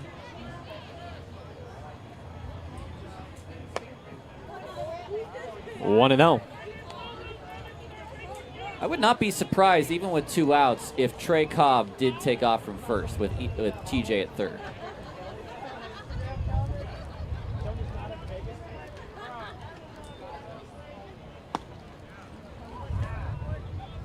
One ball, one strike.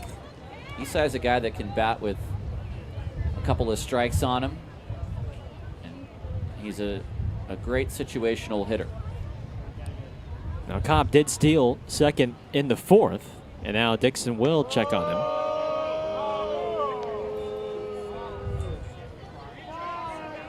Bess's throw on that stolen base too was not entirely convincing. Bess more known for his offense. Hit hard to short, another error in the left center.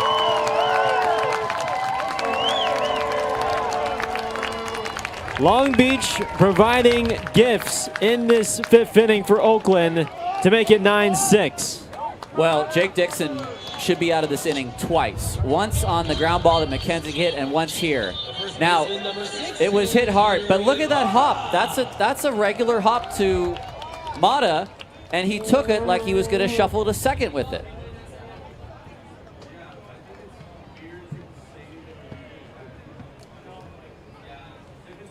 So an unearned run in this 5th inning as Ibara takes a strike. I mean, these middle infielders for Long Beach, for whatever reason, they look handcuffed on these grounders.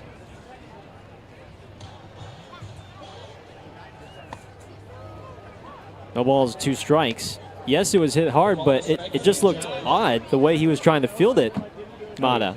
Ibara is challenging this.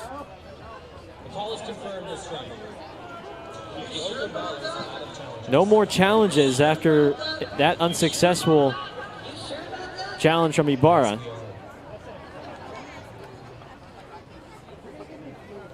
Nothing in 2. And you can't challenge that. Ballers score an unearned run on a pair of errors from Long Beach's middle infielder. 6th inning coming up. 9-6 Oakland on Ballers TV. Skip the parking and plan your trip at actransit.org. AC Transit, moving the East Bay since 1960. Daddy, you Casey? It's time for higher or lower. Presented by AC Transit. We have the star of the day, Big A's back here. She's gonna let us know if it's higher or lower, but she's gonna need your help, so let her know. All right, let's look at that first number. 98 is the first one.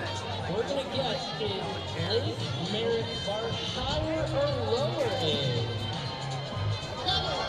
Lower. She's right. All right, we're gonna next do the Jack London line. Do we think that's higher or lower than 18? Look at the crowd. What do they say? Higher. Yeah? Do you think the crowd's right? Yes! One more line, number 31. This is Chabot Space and Science Center. Do we think it is higher or lower than 72? What does the crowd think? What do you think?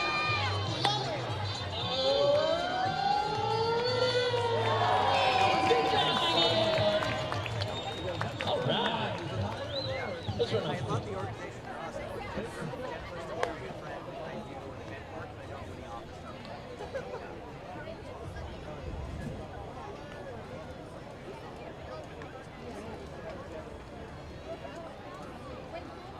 Leading off the 6th for the Long Beach coach, for the Long Beach Coast, that is, the third baseman, number 21, Patrick Rush.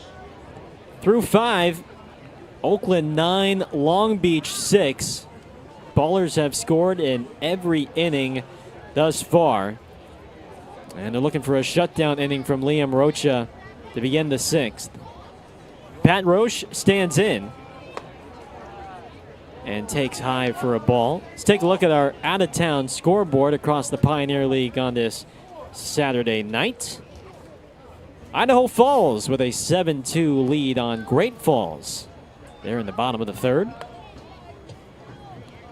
Billings is ahead 6-4 on Glacier in the top of the 3rd inning.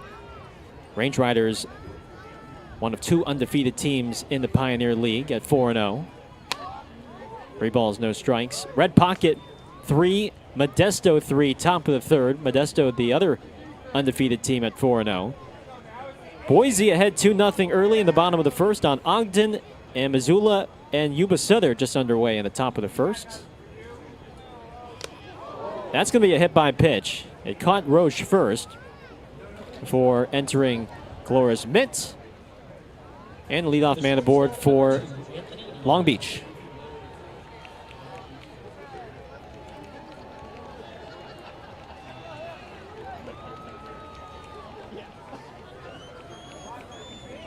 Here's Anthony Mata. 0 for 2 with a line out to right and a double play ball. 5 straight balls from Rocha to begin the 6th.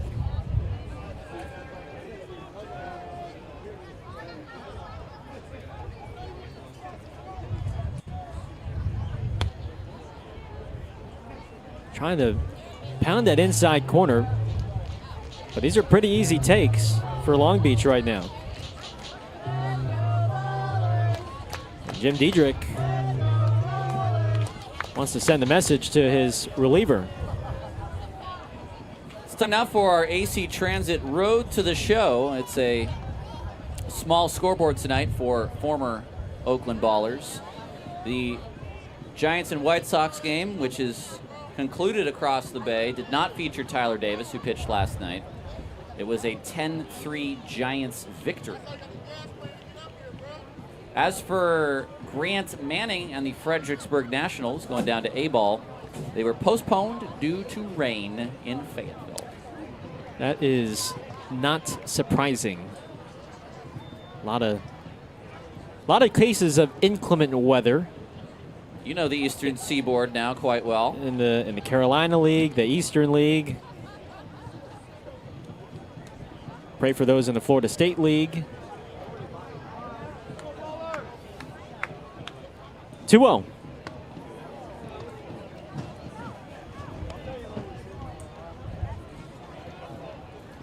Good thing for Fredericksburg, though, is that that field is turf. So they don't have to tarp.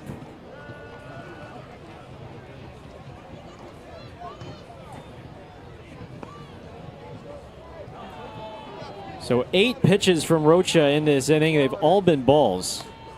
And the tying run comes up to the plate in Pelk. The left fielder, number 7, Eddie Pelk.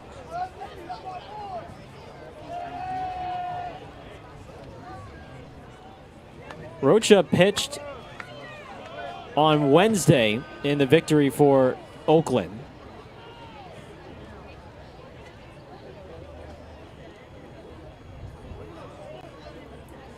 Top of the lineup now for the Coast. That's a called strike. Back pick to first. Gets away from Ibara and allows Roach to advance to third.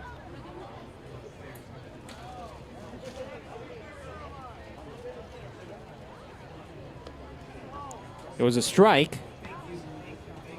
And then an error on Calora. So men on the corners.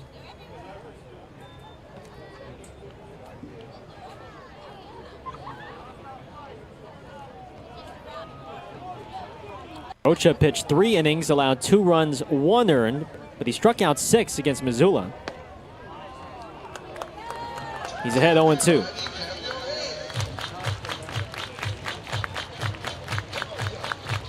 Three-run game, no outs. You'll take a double play ball.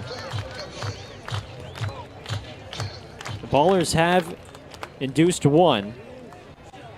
Flowers induced 1 in the 4th. 1 ball and 2 strikes.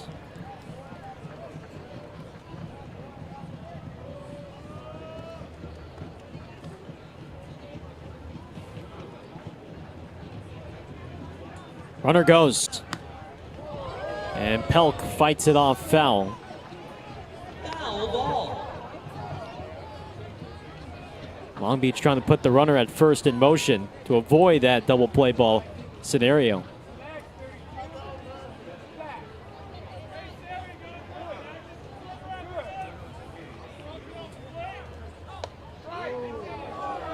That is a ball, and there are no challenges remaining for Oakland because they used up both.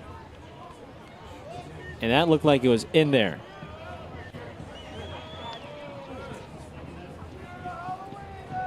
Rocha just shook off twice. Runner goes. Fly ball, shallow left. Stone charges, makes the catch. Maybe they have a chance to get the runner at first. It's a double play!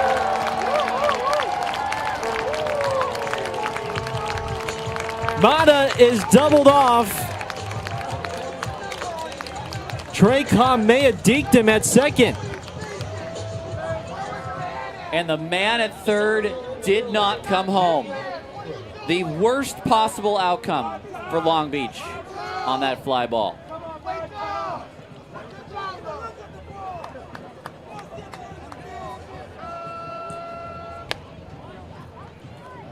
Corona takes a ball. The old 7-3 putout.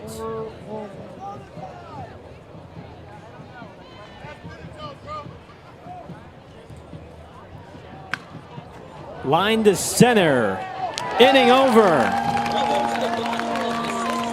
A 0 thrown up by Rocha after the pair of walks to begin the frame. Bottom 6. 9-6 Oakland on Ballers TV. Tomorrow, Toy Story 5 Day, and remember, kids run the bases, and the whole team will line up after the game to sign autographs. Plus, every kid that runs the bases will get a gift card to K-Play. So bring the family back to the park tomorrow, and we'll go to infinity and beyond.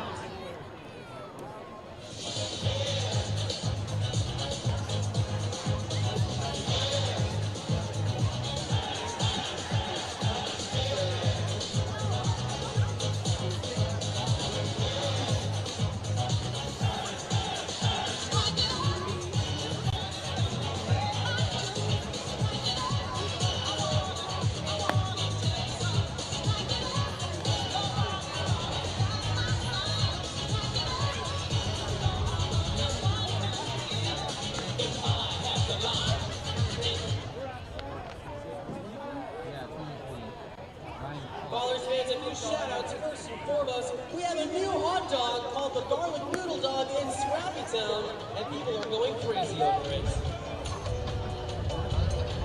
Check it out now.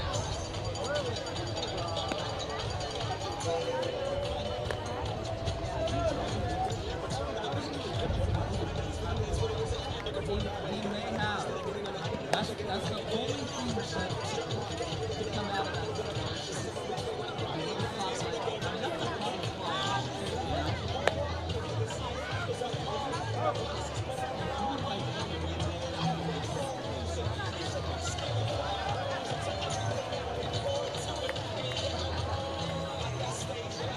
Welcome back to Ballers Baseball here in the top of, wait, no.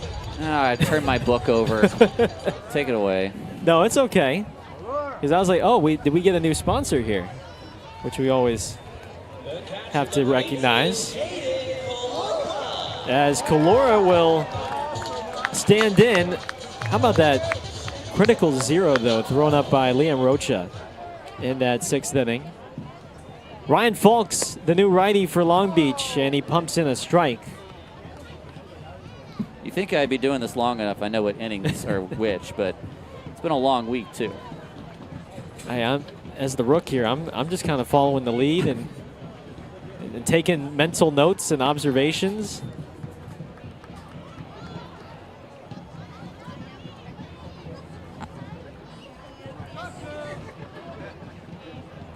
One. Shallow left. Pelk takes charge. 1 away.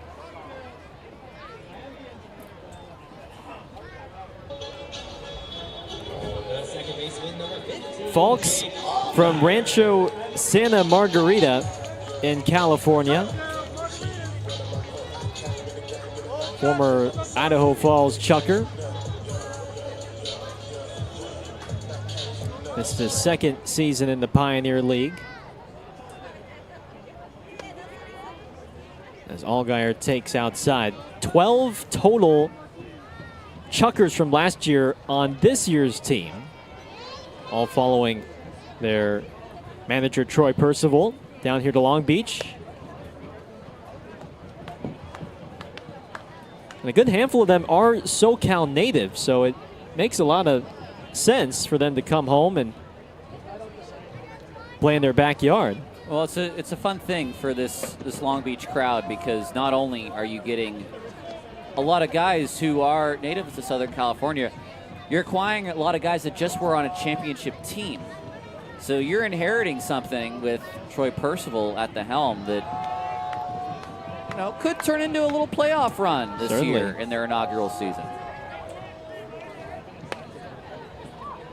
3 balls and a strike. It's almost like a college coach taking a new job elsewhere, and there's sort of an exodus of players that just follow him to that school. Allgaier draws his 3rd walk of the game. I think we saw a lot of James Madison players that ended up at Indiana a couple of years ago for a reason similar to that. So what you're saying is Troy Percival channeling his inner Kurt Signetti.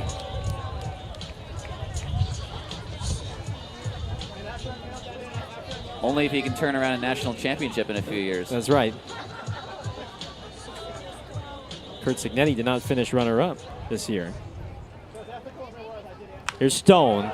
Lined sharply, but Pelk read it well. 2 outs for Leahy.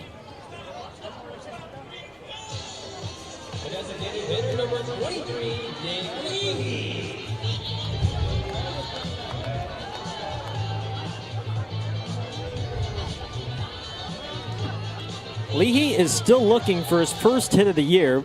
He did drive in a run in the 3rd with a sacrifice fly.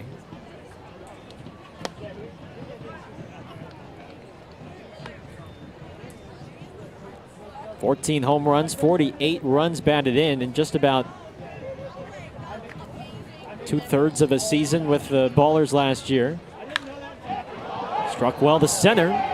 It's sending Corona back, still back to the wall, and he made the catch. Wow.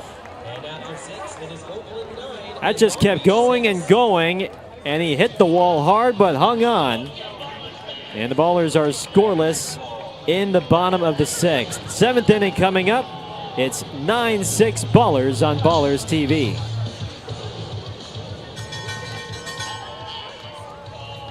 Last call.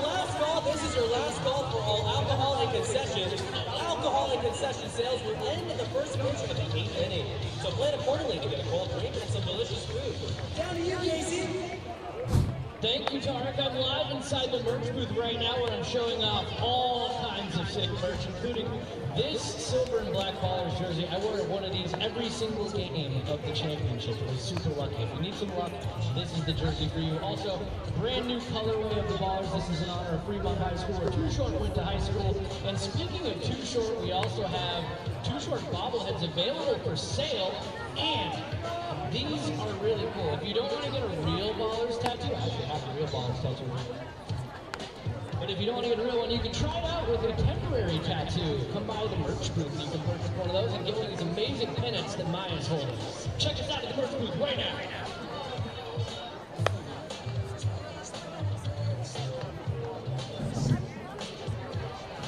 Ballers fans, we wanted to give another birthday shout out on this Saturday afternoon. Happy 18th birthday to our good friend Willow Hudson, turning 18 today.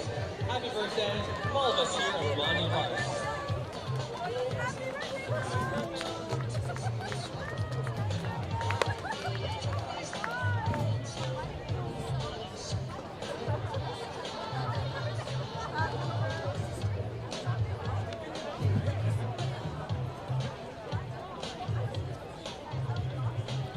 Welcome back to Ballers Baseball here on the top of the 7th, and now I sort of feel like I've stolen a rejoin from Gareth. It was denied the bottom of the 6th rejoin. That's how it goes sometimes. Vest, Bess, Bardowell here in the 7th of a 9-6 Oakland lead. First pitch to Vest from Rocha is a called strike. And whatever it takes to get the victory. That's true.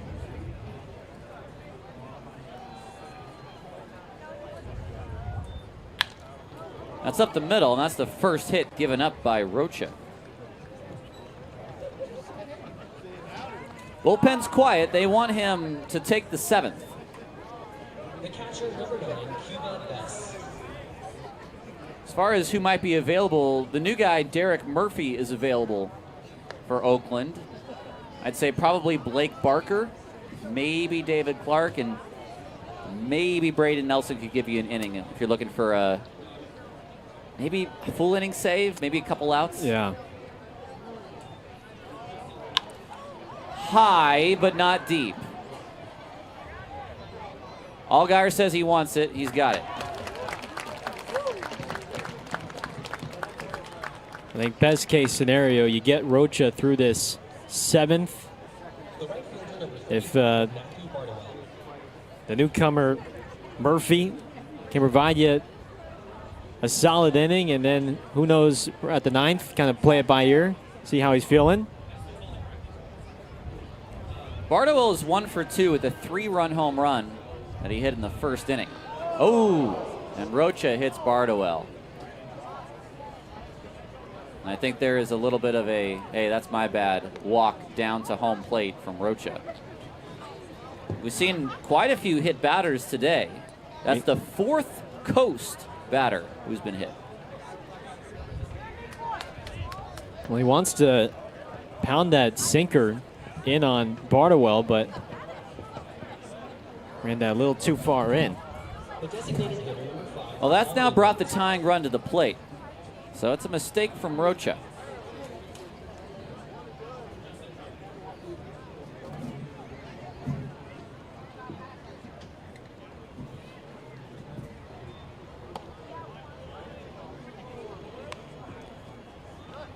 Winland has 2 different run-scoring hits. A solo shot in inning 4 and an RBI single in inning 5. Those are consecutive at-bats. Looking to do it again here. And he is hit by a pitch. And it got a piece of Kalura as well. It's the 3rd batter hit by Rocha. And these are big base runners to have given up here. Here's Jablonski.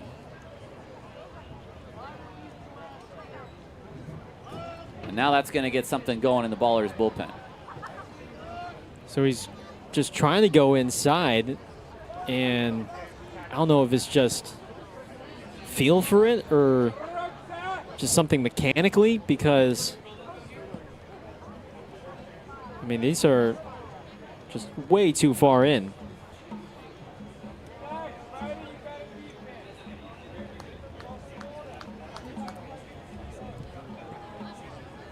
Well, the go-ahead run is now at the plate, and a guy who's already homered today in Jablonski.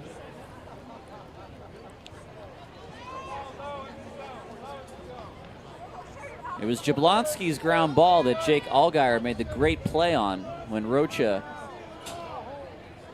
got him to hit into it in the 5th.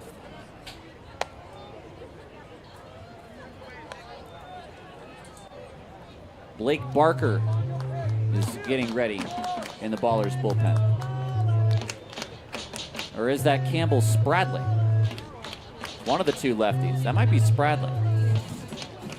Jaden Kalura now having a chat with Matthew McElroy, just testing out that hand. He's all right. Looks like Barker out there and right.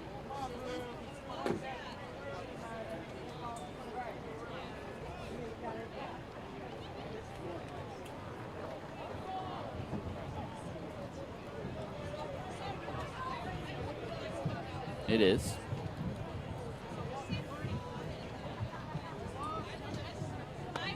Two and 0. Well, he's got to bear down.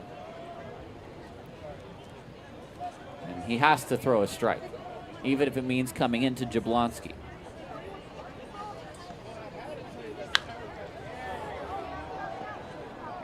Two and 1 on the foul ball. A slider at the bottom of the zone.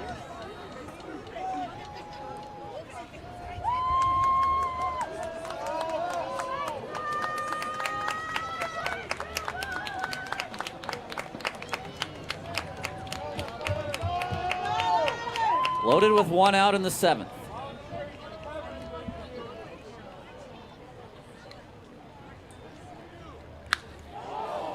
And the Coast have taken the lead.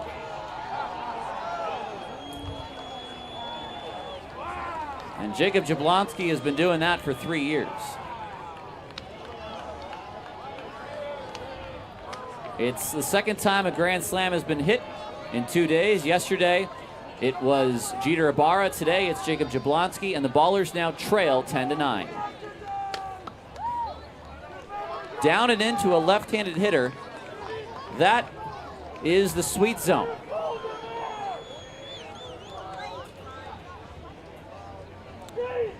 Well, you get behind in the count against a good hitter like Jablonski. That makes it hard, makes it difficult for you. And you hit the last two as well. We'll take a break. 10-9 Coast.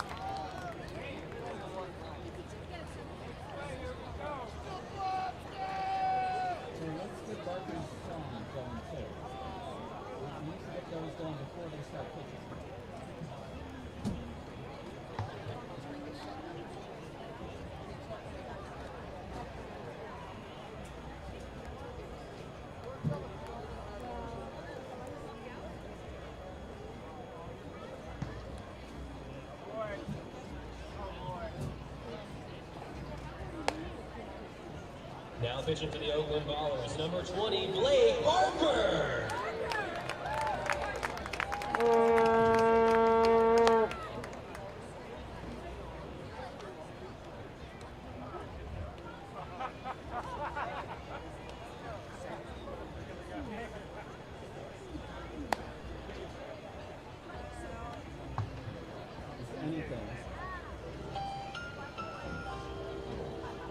Hey, Ballers fans, Jermaine Troutini here. I'm a trainer at Air 6 and back when I was in elementary school in Oakland, Maryland, at Longford Elementary, I was about 6 years old and I was playing on the playground. You know, as kids, like, we like to play on the monkey bars. So I was on the monkey bars, you know, doing my thing, and out of nowhere, hit the cancer. And I was crying my eyes out, man. Like, it was one of the most embarrassing things in my life. To this day, you will never see me on the monkey bars ever again. It's the name of that kid who cancer me. Quincy Robbins, I'm gonna carry that one for the rest of my life. So if I ever see you, it's home.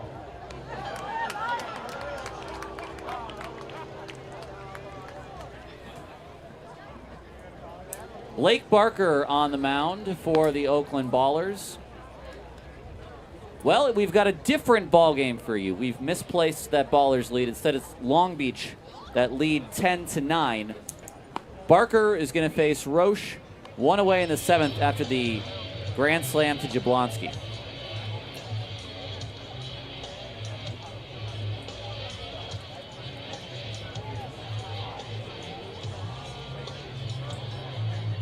Third baseman, number 21, Patrick Roche.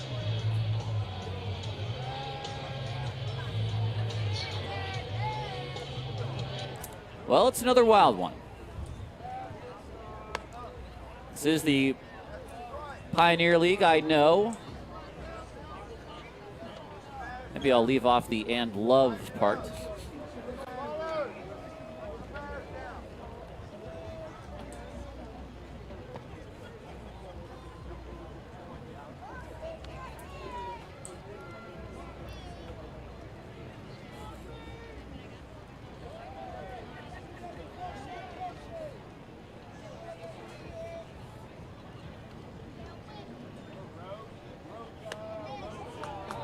Two and one.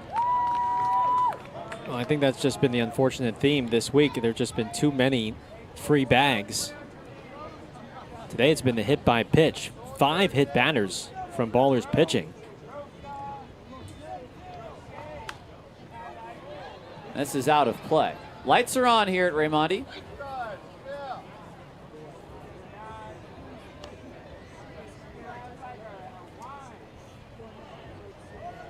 Three in the first, 2 in the 4th, 1 in the 5th, now 4 in the 7th for Long Beach.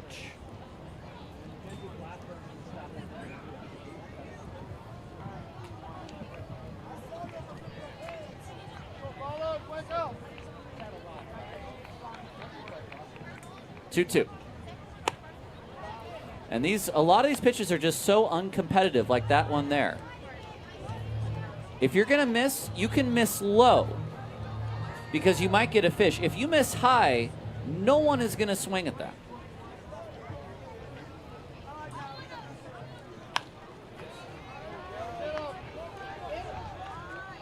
Two outs.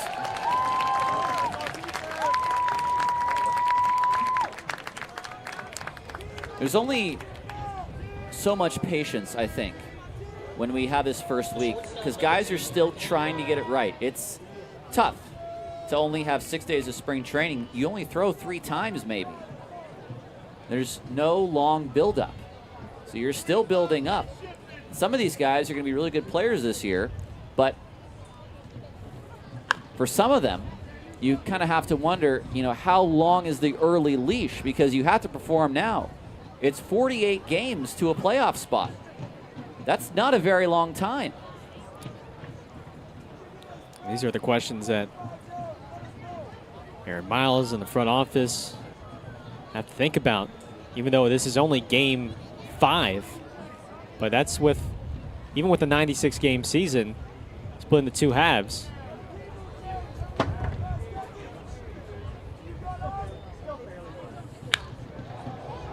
Mata with a sharp base hit to left center. And he's got a 2-out double.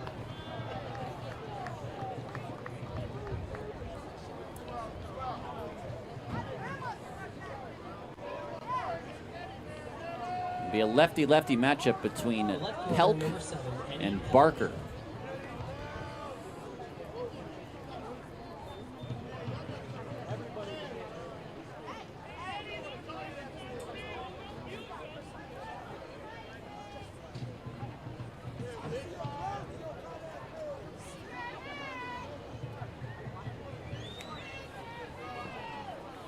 Here's the first pitch. Strike on the outside. No challenges all game from Long Beach.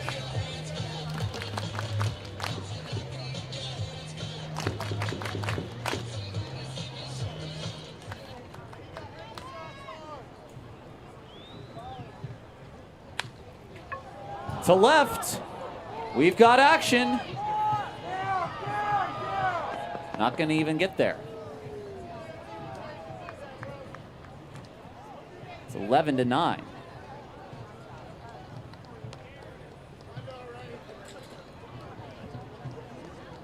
And a 5 spot now for Long Beach.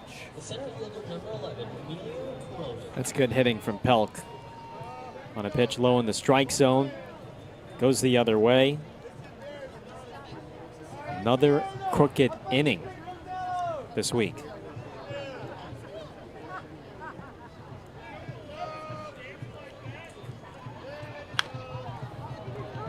Cobb is going to get the out. Wow. 5 score. And the Ballers trail by 2 as we stretch here in the 7th. All right, everybody on your feet. It's time to get up and do the 7th inning stretch. We can change the vote a little bit. Come on up. 3, 2, 1.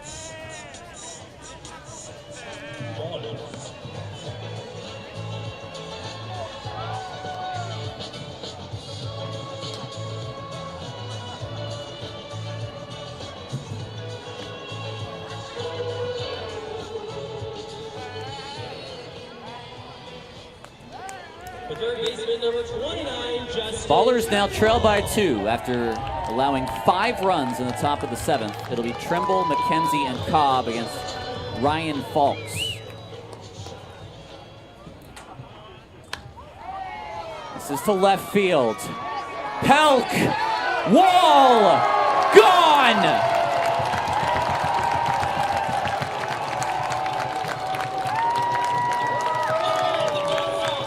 There's your answer.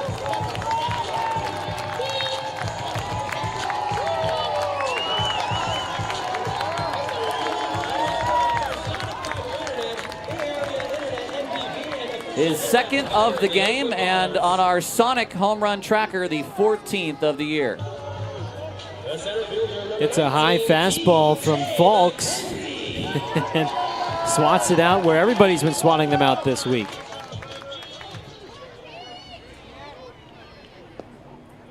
First pitch is low. Listen, I've heard there are winds across the country, very big winds. I wonder if that extends to California. And McKenzie went.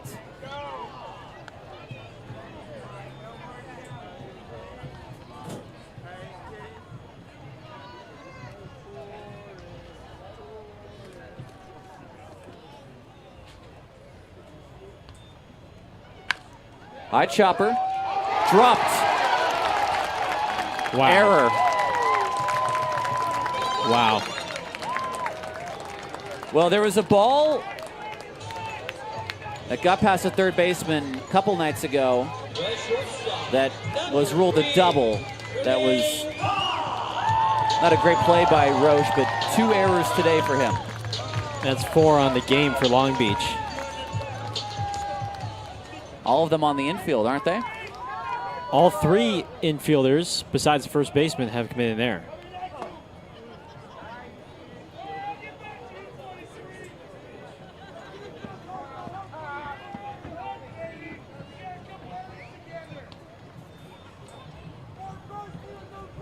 Step off from Falks.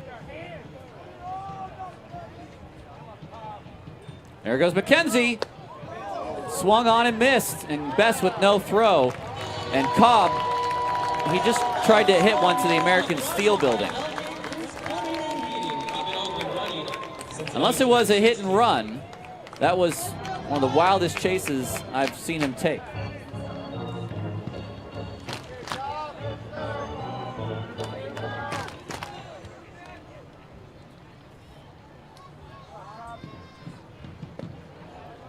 That's a good take.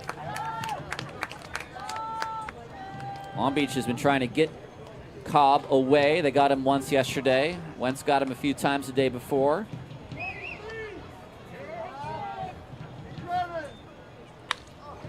This will work. It'll get McKenzie to third with 1 out. And that'll bring up Isai Santos.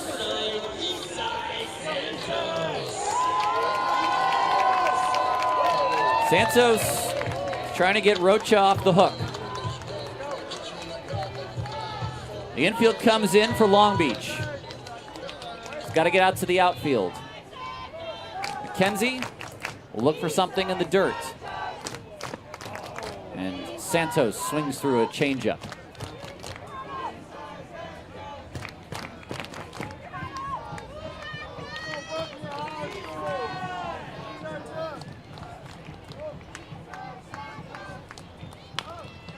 Back to Falks. He's got McKenzie in a rundown. A 1-5-2 putout on the fielder's choice.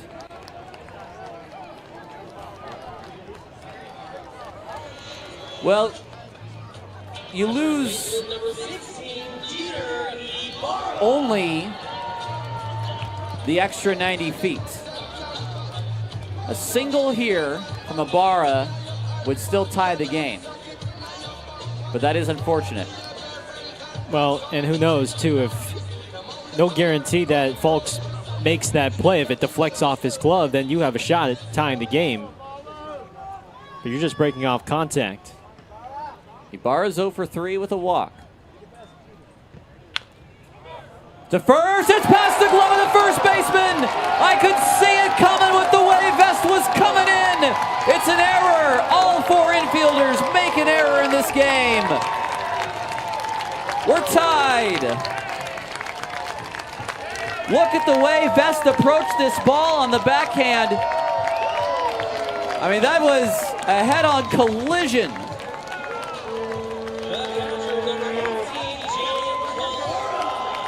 I mean, I don't know why he just didn't play the long hop there at first base.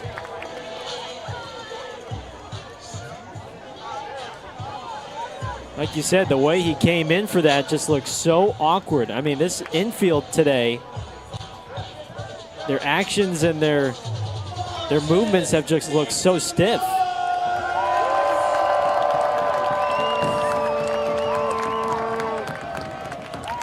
(11-11).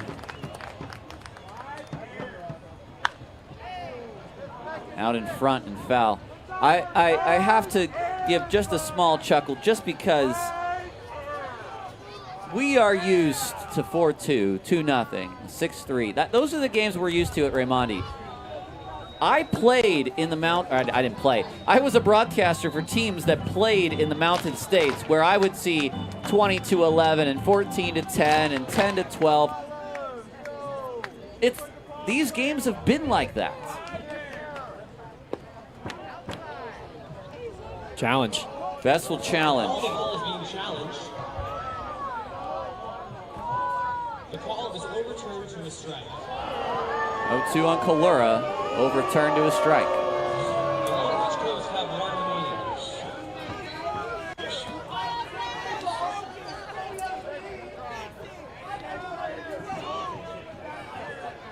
remaining. 0-2. Oh, Kalura just stays alive. I mean, it's almost impressive seeing the foul balls that he hits. The bat control is just unreal. And pepper game. Yeah.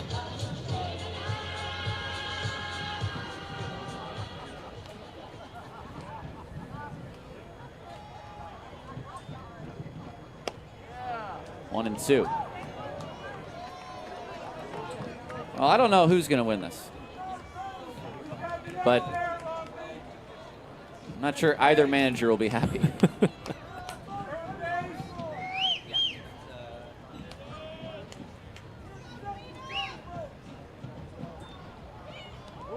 Oh, hello. Somehow Cuba Best able to stop that. And a little pat at the chest by Falks there to say, hey, man, that one's my bad. This will be an ugly win for whoever comes out on top. Well, especially if it's Long Beach, who've committed 5 errors on the infield.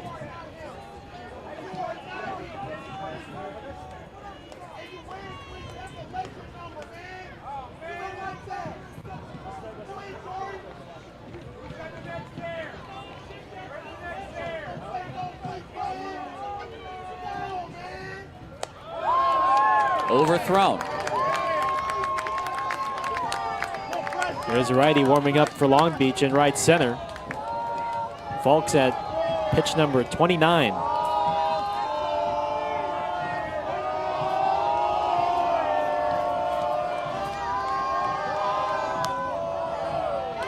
Kalura stays alive.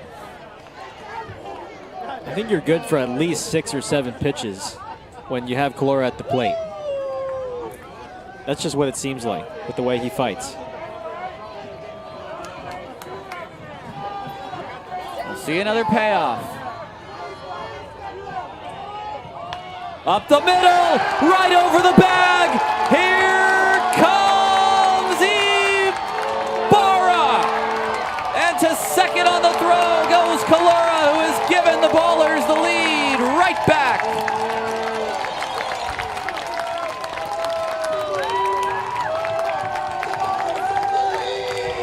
Over the mound, over the rubber, over second base.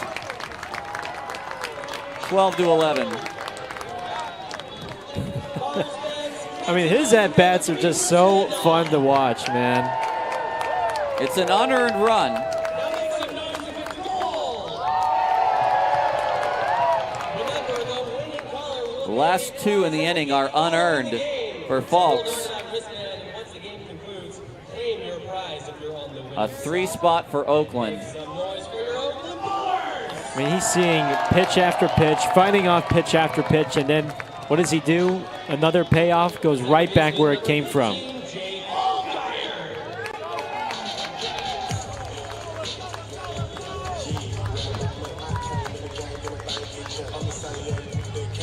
Jake Allgaier today has 3 walks and a single.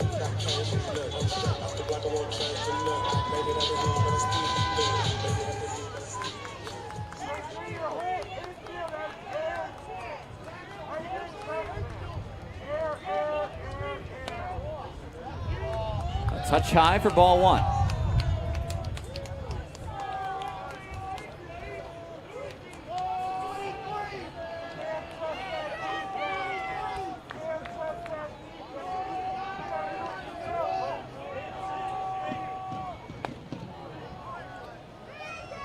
That's 1 to measure.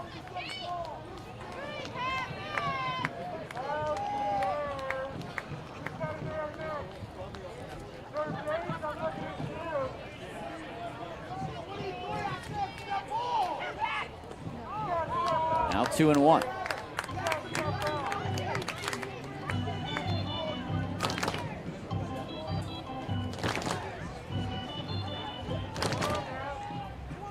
This is the Pioneer League from 4 or 5 years ago. Some high octane stuff. Best, that's a pass ball.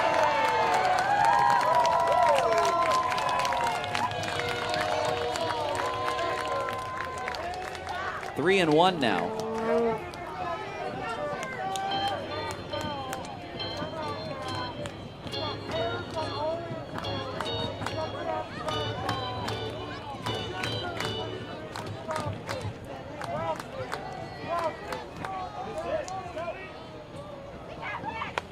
Ball 4.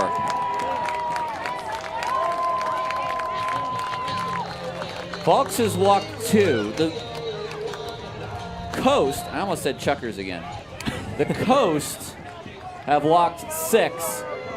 Here comes Jerome Williams to talk to his right-hander.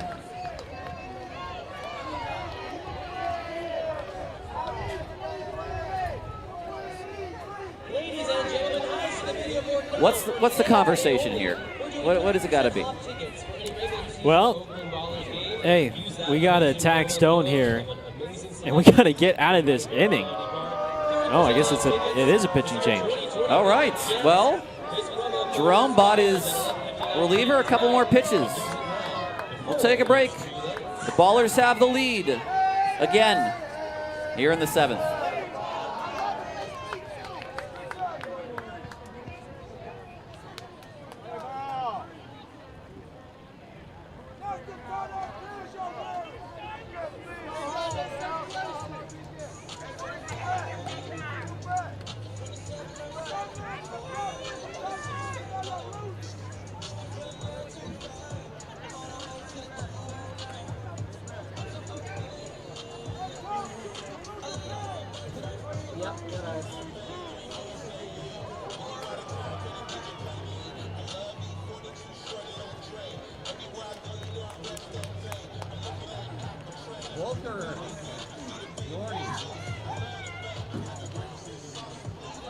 Now pitching for Long Beach, number 26, Zach Volker.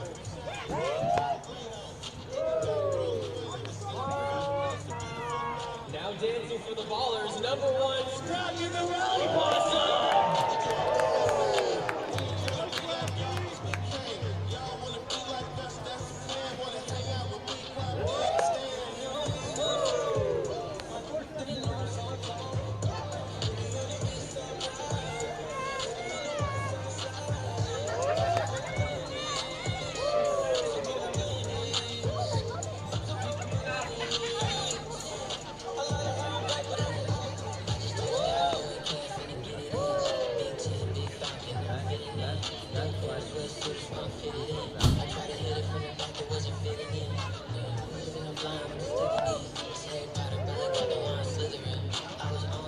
Zach Volker the pitcher who took the loss in yesterday's 3-run bottom of the ninth comeback, is into the game. And what time is it for him, did you say in the break, Gareth? What? Redemption hour. It is redemption hour. He will have first and third with with 2 outs. Yes, the fielder's choice. 1, 2, yes, okay. I had to count my outs in my scorebook. It's been a long inning. The Ballers have scored 3 times. It's Kalura at third, Allgaier at first. And the hard stuff and the big breaks from Volker.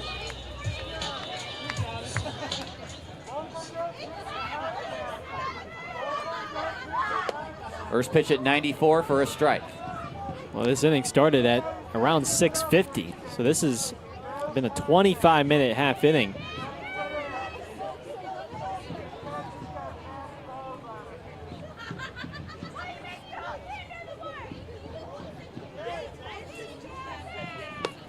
Tough shadows right now. Look at the home plate area. You've got almost the entire dirt circle in shadow. So players may lose a little bit of the illumination of the white baseball about 8 feet in front of them.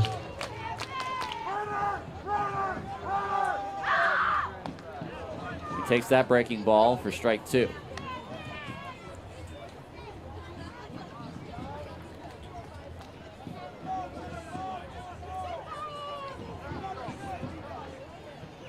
So 1-2.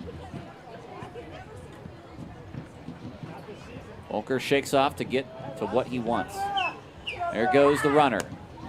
Bess mimes a throw. It's a steal for Allgaier.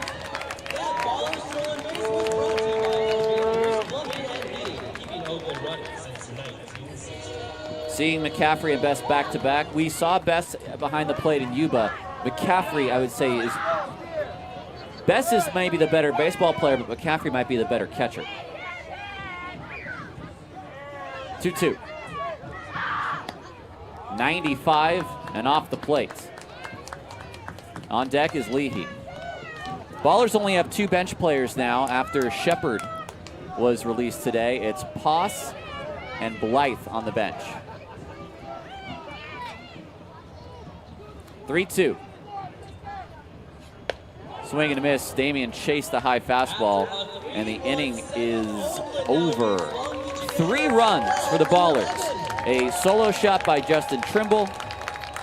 A error that brought in a run. And Jaden Kalura, an RBI single to bring in Jeter Ibara. 12-11, your score as we head to the 8th. All right, we're going to do a scrappy dance right now. Here are your 2 contestants. You're going to rep green, you're going to rep gold. And the winner... Okay, 2 teams. Green, gold. All right, you go first.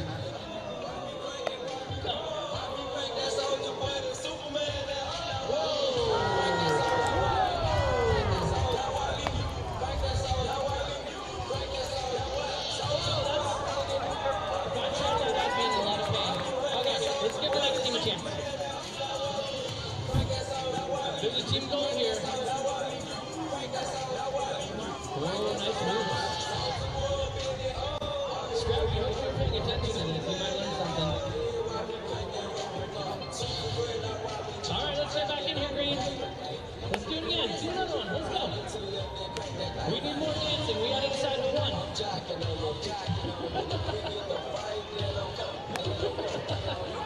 Okay, last chance for gold. Let's go. In a second, Scrappy's going to pick the winner. You get the last one. Okay, Scrappy. 2 total. Who's the winner, Scrappy? Green or gold?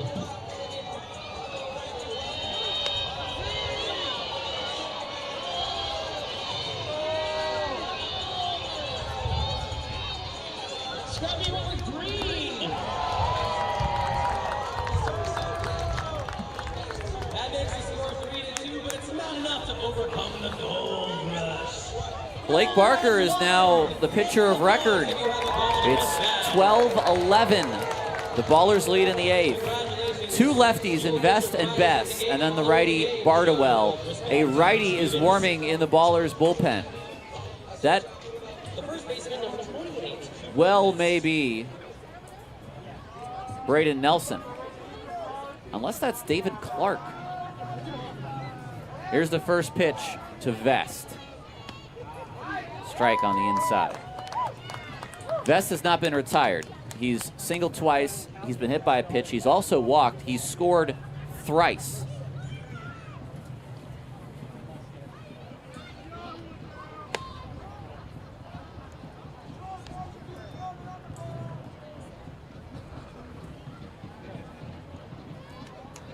Barker needs to preserve the lead.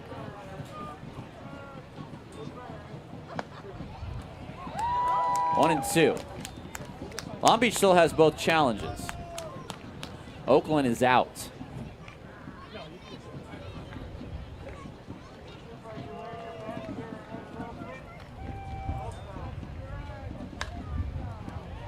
In the air. Someone's got to call it. Stone, first out. Now Bess.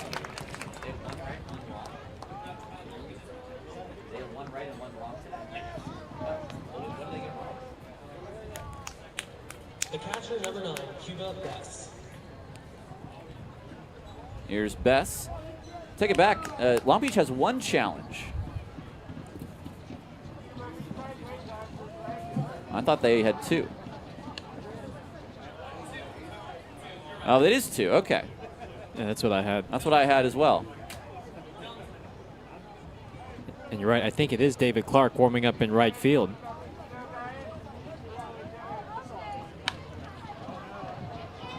Oh. That eats up Cobb. He never had a chance. It's a single for Bess. Cobb was shaded up the middle, and he tried to get there with the backhand, and he got to the spot, but did not get a hop to eliminate Bess. It's going to be a tough play anyway, but once it took that short hop, not much that Cobb could do sliding. Do we have a pinch runner here? Well, let's see. Manager Troy Percival's come out. Because Bardowell is strapping on the batting gloves. Okay, yeah, we will. So let's see who it is. Is this going to be a pitcher? It is Tyler Young. We have not seen Tyler Young, a infielder from Doylestown, Pennsylvania. He will be a pinch runner for Bess, and Young will be the designated pinch runner.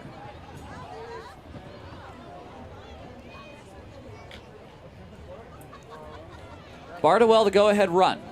He's homered, he's walked, he's been hit by a pitch, and he's grounded out.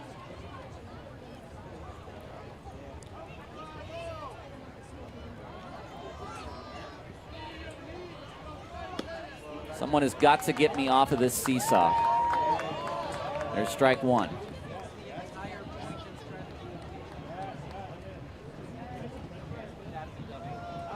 Four home runs for the Coast today.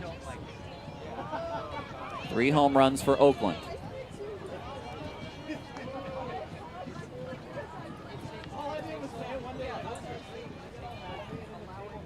After Bardowell, there's 2 more lefties in Winland and Jablonski.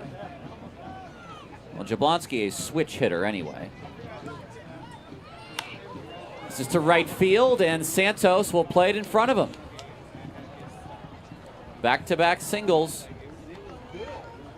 1 out in the 8th. Well, I mean, can't help but chuckle a little bit. We're headed toward a situation where Jacob Jablonski could hit with the bases loaded again. This is only game 5, but it just feels like the script is all too familiar. If I take my glasses off, maybe I won't be able to see it as well. Maybe that's what I want. Now let's put these back on. First pitch, a strike.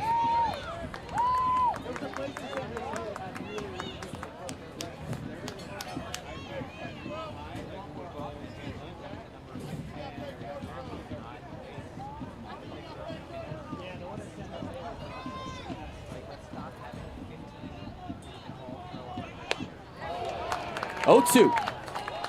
Big cut and a miss by Winland, who will now take time.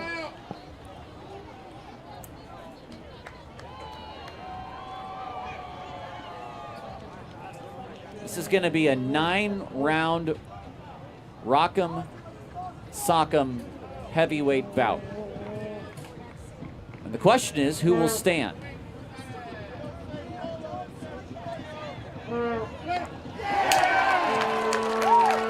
Barker wins the battle against Winland on the off speed. 2 outs for Jablonski, The second baseman, number 27, Jacob Jablonski. who has homered twice in this game. Once from the left side, once from the right side. Hello, Chipper Jones.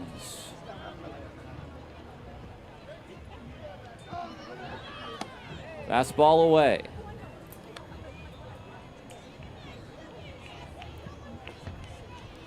I'm the broadcaster. I'm supposed to tell you what happens, and I want to look away.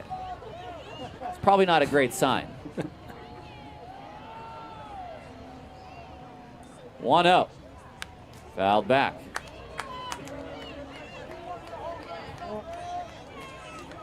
Strap in that seatbelt. It's not a dig at Barker or anything. It's just that when you've watched 5 straight games of this exact type of play, you just get a feeling in the pit of your stomach. On the backhand, Trimble will throw it across the diamond. That'll work. Good enough. It's a scoreless inning for Blake Barker. And Justin Trimble, I'll show off the arm instead. We'll take a break and come back. Ballers lead 12-11. Coach for the Ballers. I'm going to take a look out in the crowd here and see who I think the fan of the game is. I think I've spotted some. Come this way, come this way. I think I've spotted someone over here. Oh, your name, I heard your name is Casey, and my name is also Casey, so that makes you the Ballers fan of the game. You're going to take this ball, you're going to say hi, wait for camera. Team Casey's. All right, come this way. You can put me back on camera because I'm wearing this fancy gold jacket, and we're just going to walk right down this way, and just keep this jacket on camera because my wife really hates it. It's really funny that I'm wearing it.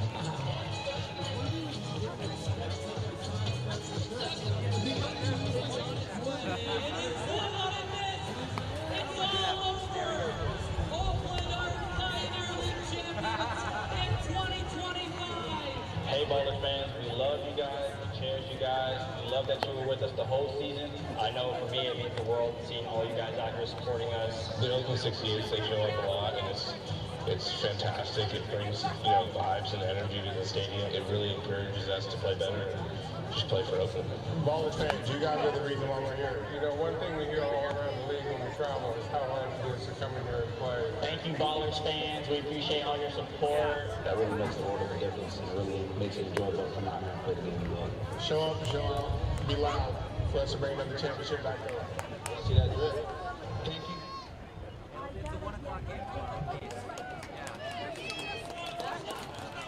The Ballers, they'll take a lead into the 9th. Right now it's a 1-run lead, and Leahy, Trimble, or McKenzie, I hope one of them have future careers as insurance salesmen because the Ballers need another run. They'll face Volker.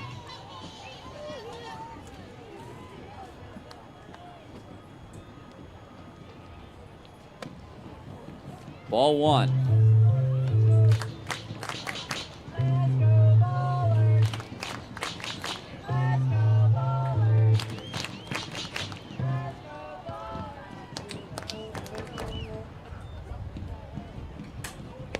Two and 0. Volker's stuff is really good. So what got him in trouble last night? A home run from Jeter Ibara, then 2 straight walks. Leahy swings through 93. It's 2-1.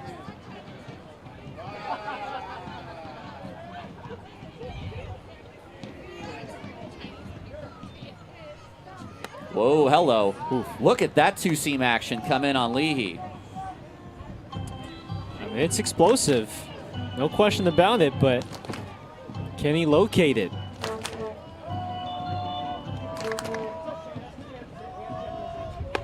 No, he can't.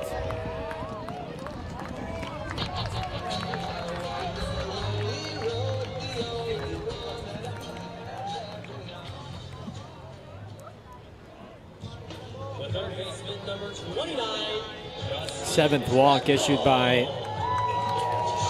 Long Beach pitching today. Trimble has 2 home runs. He's 2 for 4. Don't stop now, young man. First pitch is a cross-up. That was a cross-up. That is a major cross-up between Bess and Volker. And for everyone's sake, even though Kate Hart is not going out to observe this conversation, they have to get these signs down. So keep on that gold wristband and get yourself a prize. Well, Volker, who spent last year in Yuba Sutter, and then Bess, who was also in Yuba Sutter. Oh, that's going to count as a mound visit. Oh, it is going to count. Okay. Okay. Maybe that must not have been a cross-up, and that must be, hey, I got to talk to my guy right now. That's a 5th ball out of 6 pitches. The way he caught it, though, yes, was really awkward.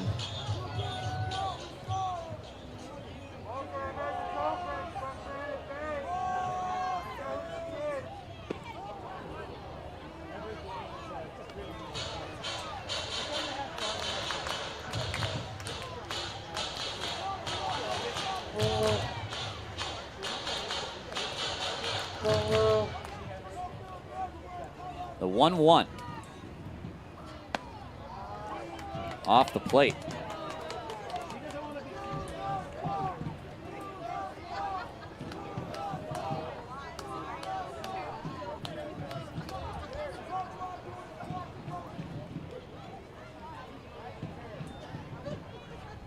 Down the line, but foul. He's got a stance that, now, not a batter of the same handedness, but slightly that of David Wright. Okay. I can kind of see it.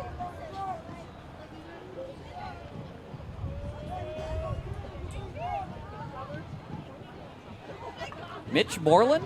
Anyone? I actually like Mitch Moreland a lot more now here. 2-2's in the dirt. Yeah, I think Moreland's a little more open. Wright was more closed with his stance. Justin likes to open up that front foot a bit. And Mitch Moreland was a left-handed hitter. Now, Trimble, he's 6'3", but he's got a little bit of a crouch going in his stance. 3-2. I don't see Leahy going here. Me neither. He goes, and it's fouled away.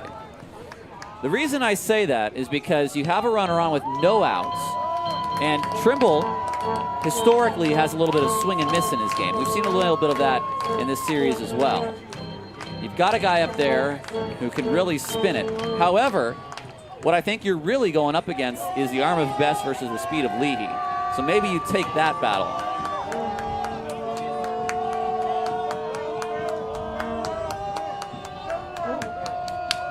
Off the fists, Jablonski. This will be 2. Broke his bat. And that'll bring up McKenzie. So they don't put the runner in motion on the second pitch, and that's what you're trying to avoid, and it's always a guessing game. Well, certainly, and you credit Volker, too, for making a good pitch. A fastball in on the hands of Trimble, forcing a broken bat grounder, and for the infield that has struggled today, able to turn the double play. Strike to McKenzie. Oh, that was late. Ballers are out of challenges. Yep.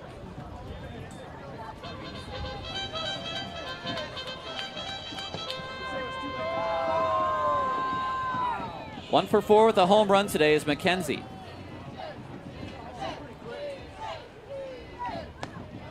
Oh, 2.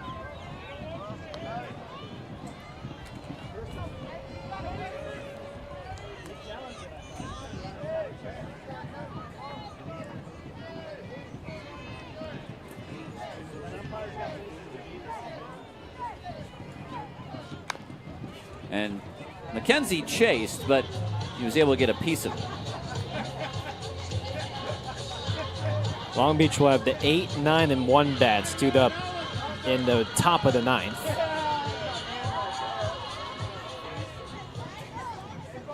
Clark is getting ready. McKenzie stays alive.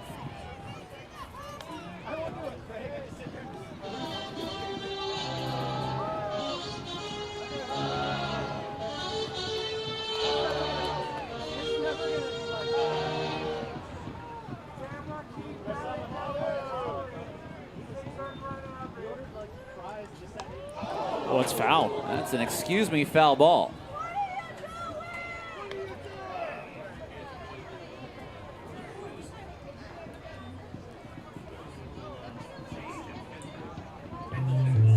Even though he's 1 for 4, he's been on base 3 times.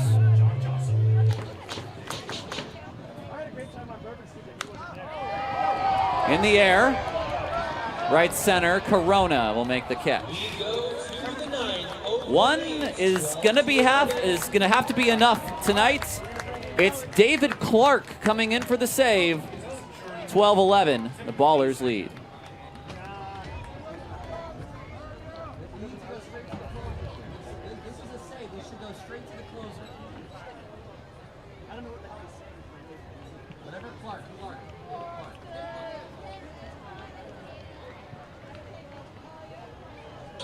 Now pitching for the Oakland Ballers, number 30, David Clark.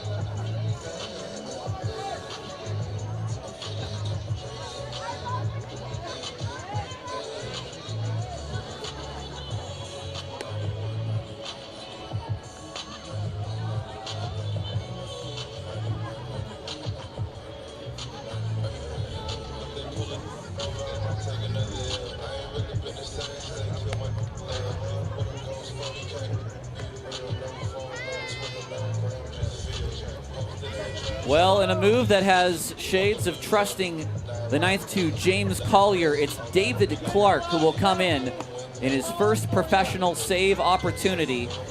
Clark, in a one-run ball game this year so far, has pitched 3 innings. He's allowed 1 earned run. He struck out 3 and walked 1.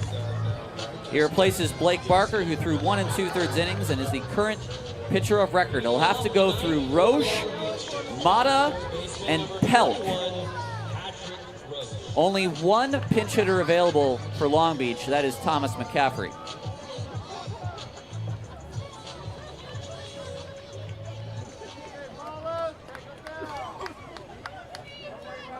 Fastball and slider. That one didn't slide.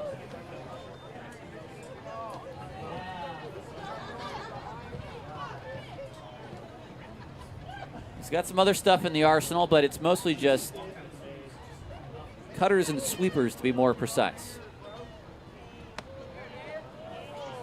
2-0.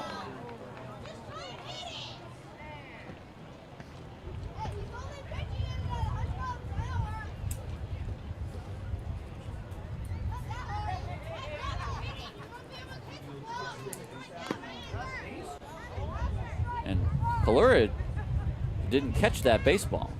Did he get crossed up too? No, I think he just didn't catch it. Well, it's 3-0, and Clark now has to have a strike. He's got to throw a strike here. Going for his Oh, it's 2-1. first My pro mistake. save. Gareth, you had it 2-1. Oh, it was a foul ball. My mistake. That was a foul ball. No wonder he didn't catch it. Yeah, I thought it hit the bat. Got it. Okay, well, 3-1. Now he has to come in anyway.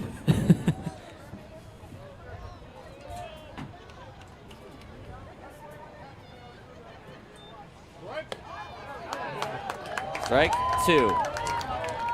You do not want to put the go-ahead run at the plate. It's got to be a challenge here.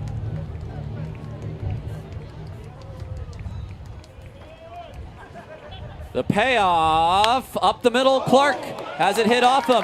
His throw to first. 1 out.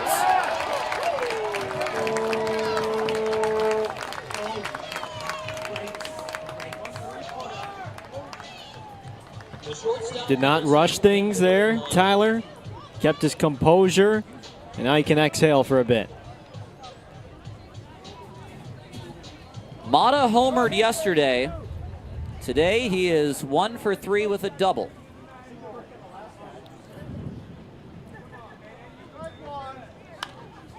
In the air. Allgaier, 2 outs.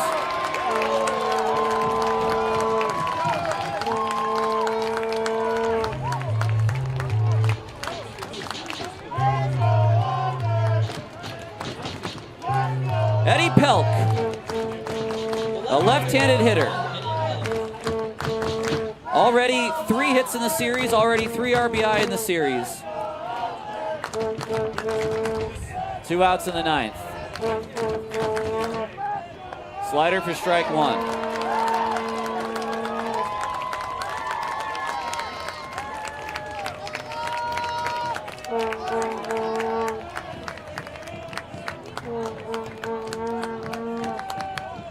Foul ball for strike 2. And now this crowd of 2,098 come to their feet.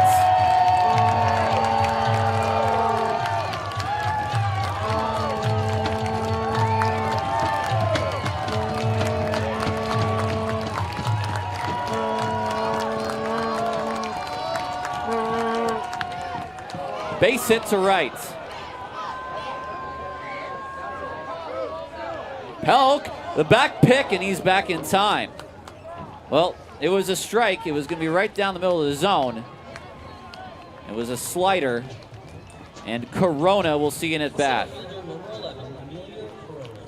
Corona, who is one of their best hitters, who's already homered in this series, will bat here in the 9th as the go-ahead run.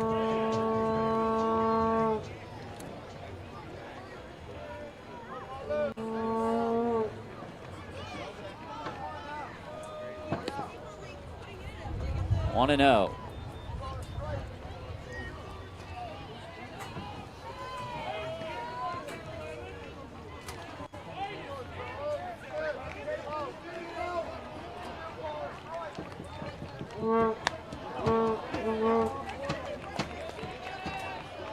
Kalura, stepping out to throw that back just to tell Clark to settle down a touch.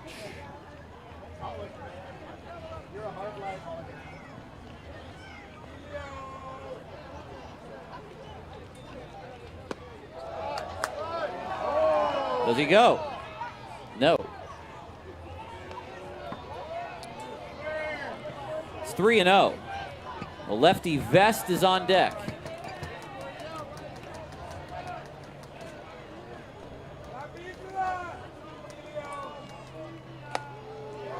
Strike 1.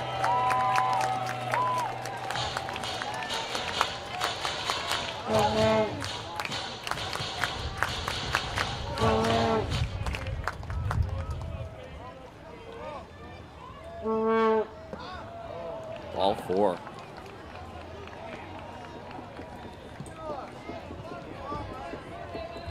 He got the first 2 outs, and then back-to-back base runners for Long Beach. And Vest is a guy that's got big-time power.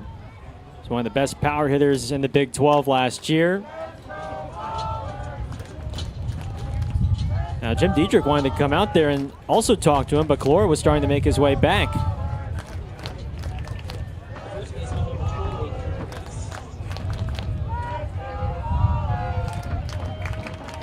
1-0. There was a mound visit violation. The count is now 1-0. They were out of mound visits. Wow. 1-0. Vest takes a strike to make it 1-1. I have never seen that. No. But that can't happen.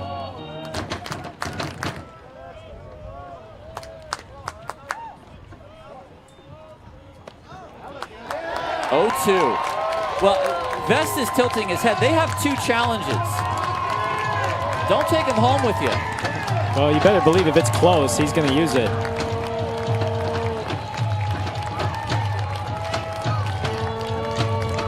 Hasn't seen the slider yet.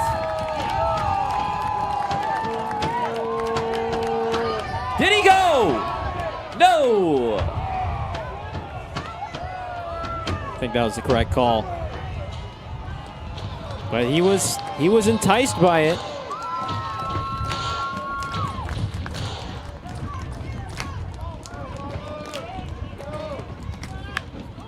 Vest has given Long Beach the lead.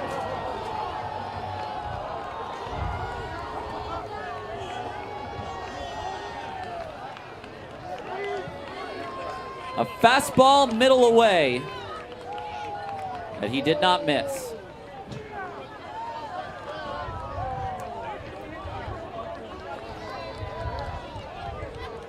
The catcher, number 9. And it's Long Beach who lead by 2.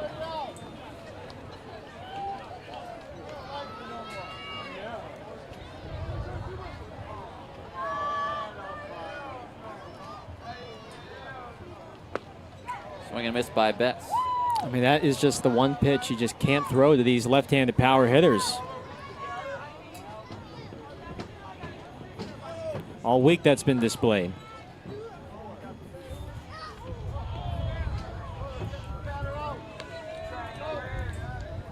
(14-12).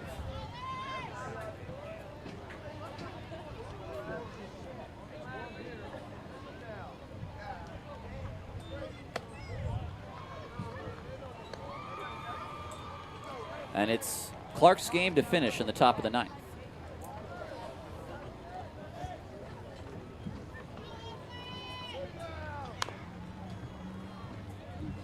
Two and 2.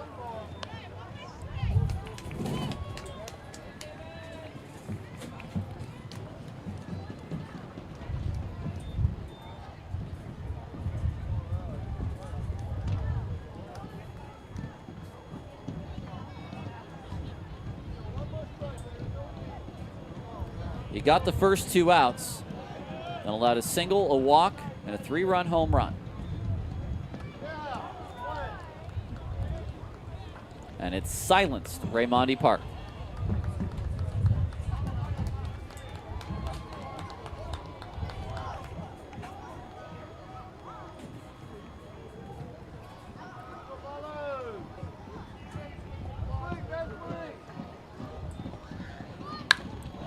That had the sound.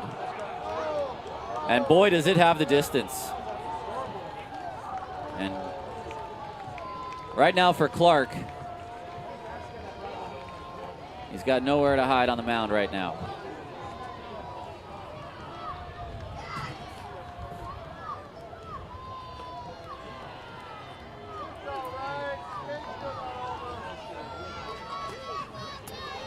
Six home runs for Long Beach today. And that was no cheapie, too, from Bess. Took aim at the scoreboard there in right center.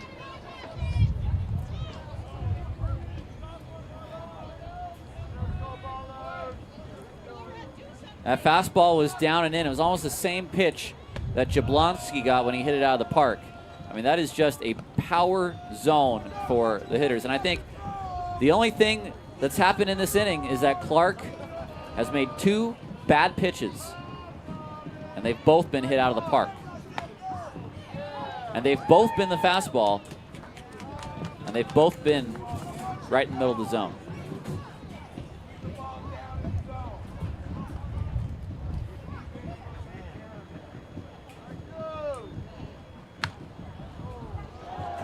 And it continues. It's a 5th straight batter that reaches.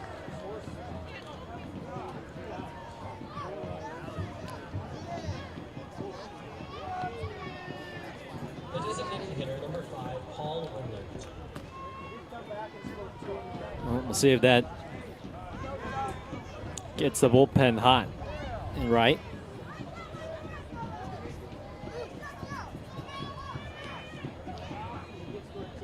Five straight now reached.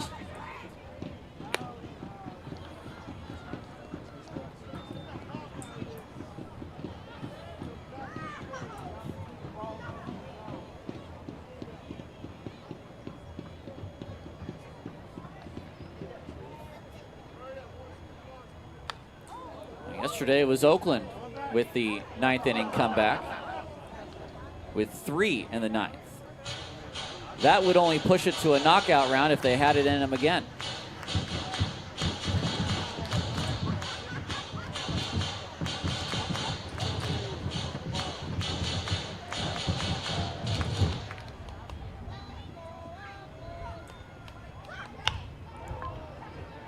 Allgaier will go the short way. Do they have it in them again? They're down 3 as we go to the bottom of the 9th.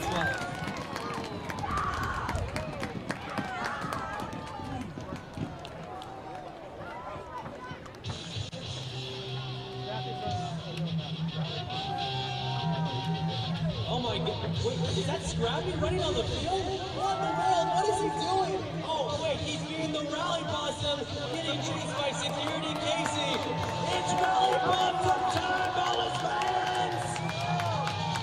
Oh, Casey takes a tumble. There he goes to the left. Oh, he cuts to the right. Ballers fans, make some noise!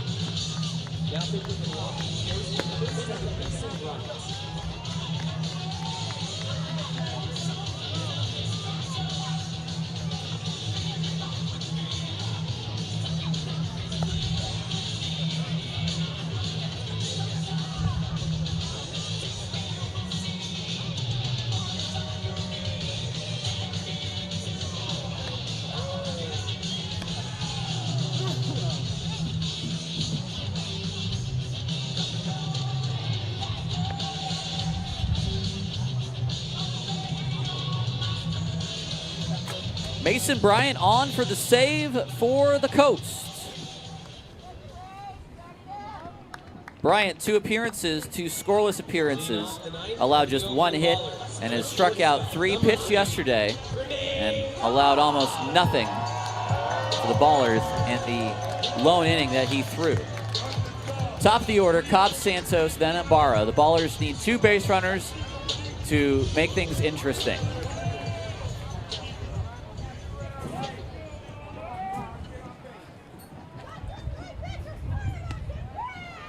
First pitch is strike.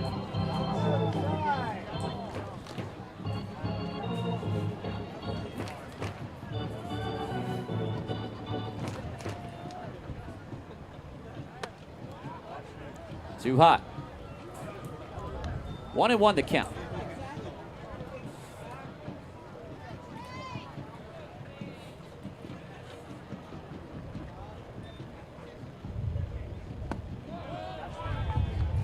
And now 1-2.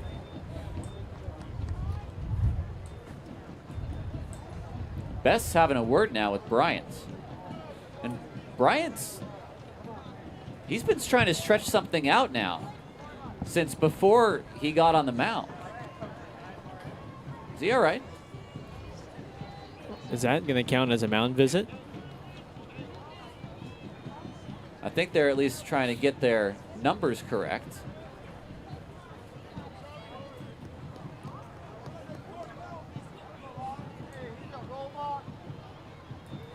I think Aaron wants to know if that was called a mound visit or not.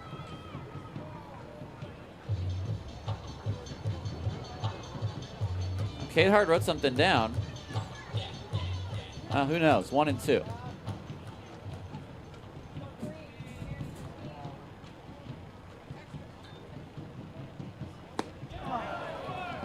Hard slider gets caught. 1 away. Right fielder number 9, Isai Santos.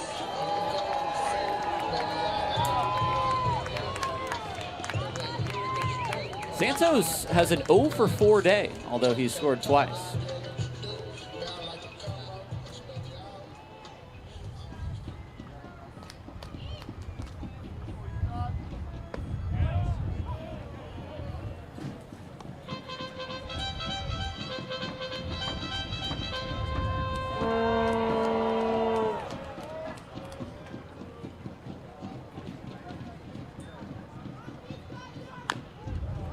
Quick go-to to Isai.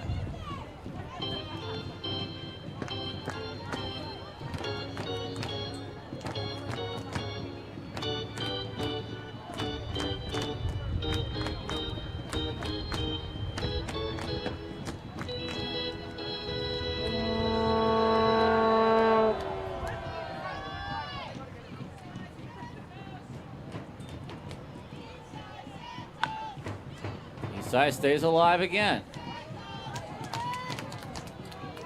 Did that get a piece of him or almost get a piece of him? I think it did get a piece of him. Here comes Matthew McElroy.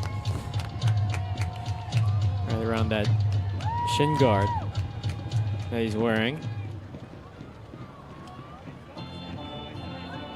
Remember, he did get hit by a pitch in the third, right around that lower front leg.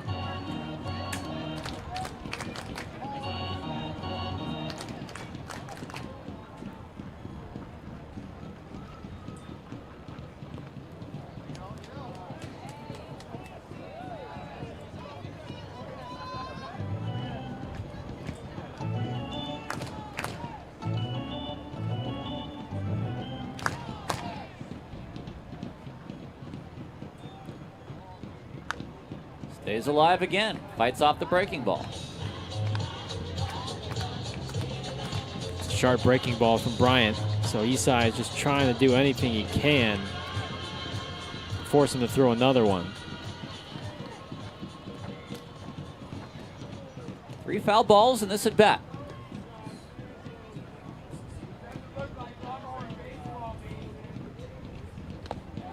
And it's a swing and a miss. Bess's throw. No, they're going to say foul ball. Kate Hart, is she saying foul ball? She's saying foul ball. Well, now, hold on. There's going to be a conversation with the umpires. Is it what's happening here? No, yeah, they're just sending Isai back. Yeah, they called foul ball.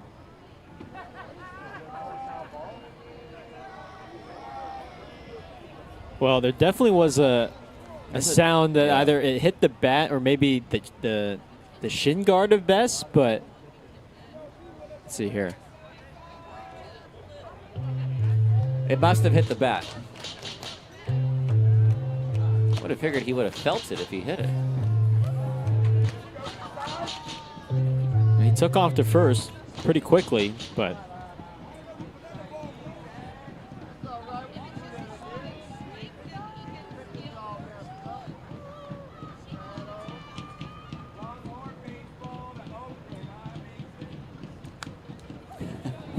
At-bat continues.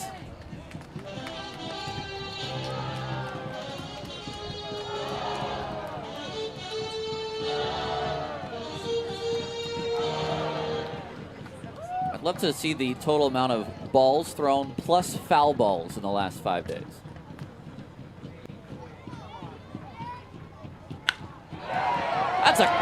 cracked single to right center. He's just such a good hitter. And he wins the battle. That is what you call a barrel. 104 off the bat, and he earned every bit of that against the righty Bryant. One more before this gets interesting.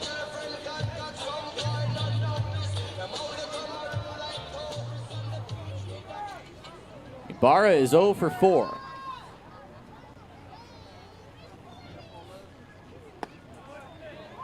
There's a strike.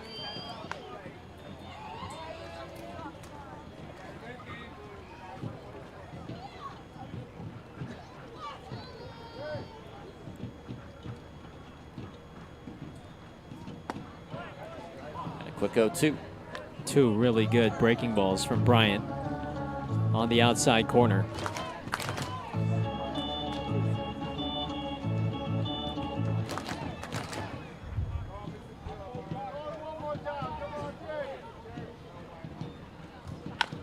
High chopper.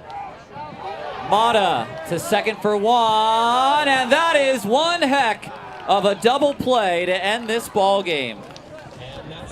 The Coast win game 2, and the Ballers, heartbreaking loss. The save for Bryant. And for an infield that had trouble all day on defense, a really nice infield play to end it. Take a break and get your totals after this break on Ballers TV. And you don't have to go home if you can't stay here. Make it a night at Rest Stop Market. Open weekdays until 10 and weekends until 11. Grab a bite to eat and grab a drink. Please note, our parking gates close 30 minutes after the final pitch, so you'll want to order your car before you go and enjoy the amazing Rest Stop Market and all of its offerings. Tarek, I saw a lot of kids here today, and I just want everybody to know that if you come back tomorrow for Toy Story 5 Day, not only do all the kids get to run the bases after the game, they will get a gift card to Bay Play. In addition to that, they will get an autographed team photo that the entire team will line up at the gate and sign for every single fan in attendance. So families, our first family day of the year is tomorrow right here at Monty Park, and it is going to be awesome. We have a chance to win the series. Let's go. Get back here tomorrow. 105 first pitch. We'll see you there. We'll see you all out here tomorrow. Thanks for coming out to Romani Park on this Saturday afternoon. Hope you have a wonderful rest of your day. From all of us here at the Oakland Ballers, good night. And if you drive home tonight, be sure to do so safely.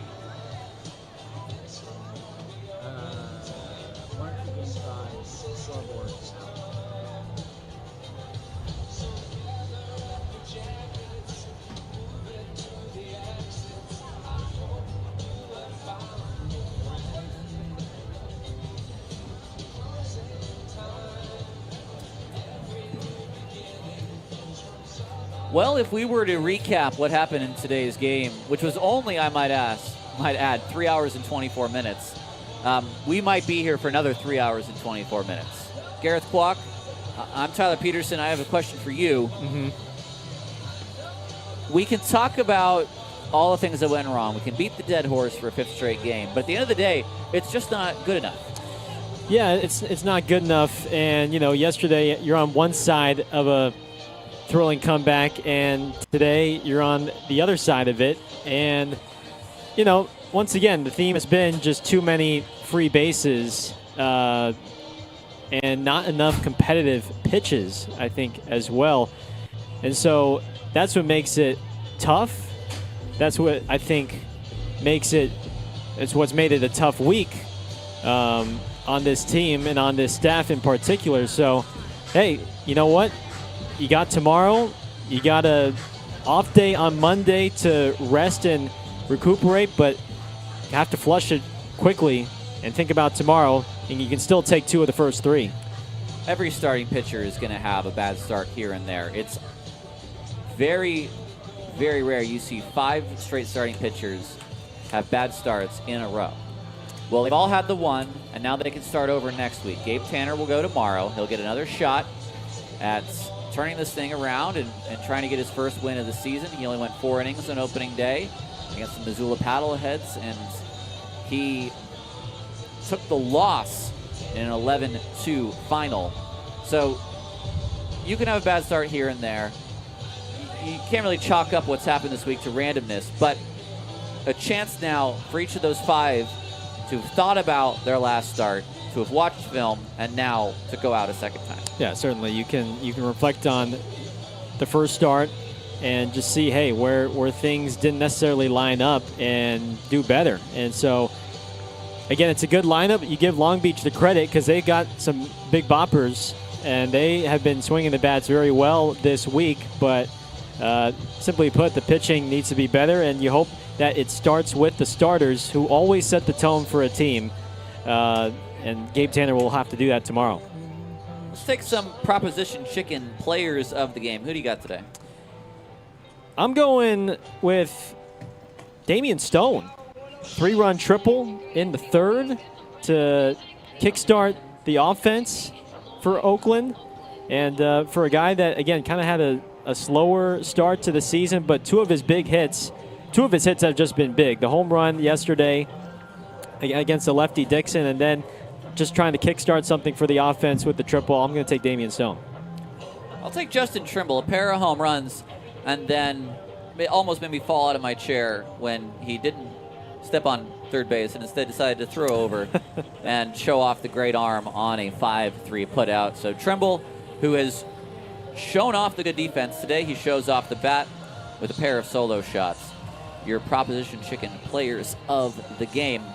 Let's take a look at the Pioneer League scoreboard before we close things out tonight. Everyone else still in play. Great Falls with a 10-7 lead over Idaho Falls in the bottom of the 8th at Centene Stadium. The Mustangs a 14-4 lead over Glacier in the bottom of the 7th at Dealer Park. Modesto a 6-3 lead over Red Pocket. That is in Modesto in the 8th. At Memorial Stadium in Boise, it's Raptors 4, Hawks 3. And up in Yuba Sutter, Missoula a 5-4 lead over the Freebirds. In our MLB scoreboard on this Saturday, Giants evening up the series against the White Sox with a 10-3 win this afternoon. Royals shut out the Mariners 5-0. Twins take down the Red Sox 4-2. Nationals shut out the Braves 2-0. Marlins defeat the Mets 4-1. Dodgers defeat the Brewers 11-3. Cardinals and Reds split a doubleheader. A couple of games that were postponed due to inclement weather. Rays and Yankees, Tigers and Orioles. A's are trailing the Padres 2-0 down at Petco. Angels lead 2-1 on the Rangers. D-backs with a 3-0 lead on the Rockies in the 4th. And a couple other finals as well. 3-0 Phillies over the Guardians. 5-2 Blue Jays over the Pirates. And 3-0 Astros over the Cubs. Well, we thank you for tuning in today. Please join us tomorrow for our first Family Sunday at 1:05. If you can't join us, then join us here on Ballers TV, a 12:50 broadcast start for the 1:05 first pitch. It'll be myself and Gareth, and maybe our TD Nico, who's down in Argentina, who's put on this broadcast today. I want to thank both of them for helping us out today. Once again, the final score from Raimondi Park, it's Long Beach 15 and Oakland 12. It's Long Beach's first win over the Ballards. We'll see you tomorrow. Enjoy the rest of your Saturday evening.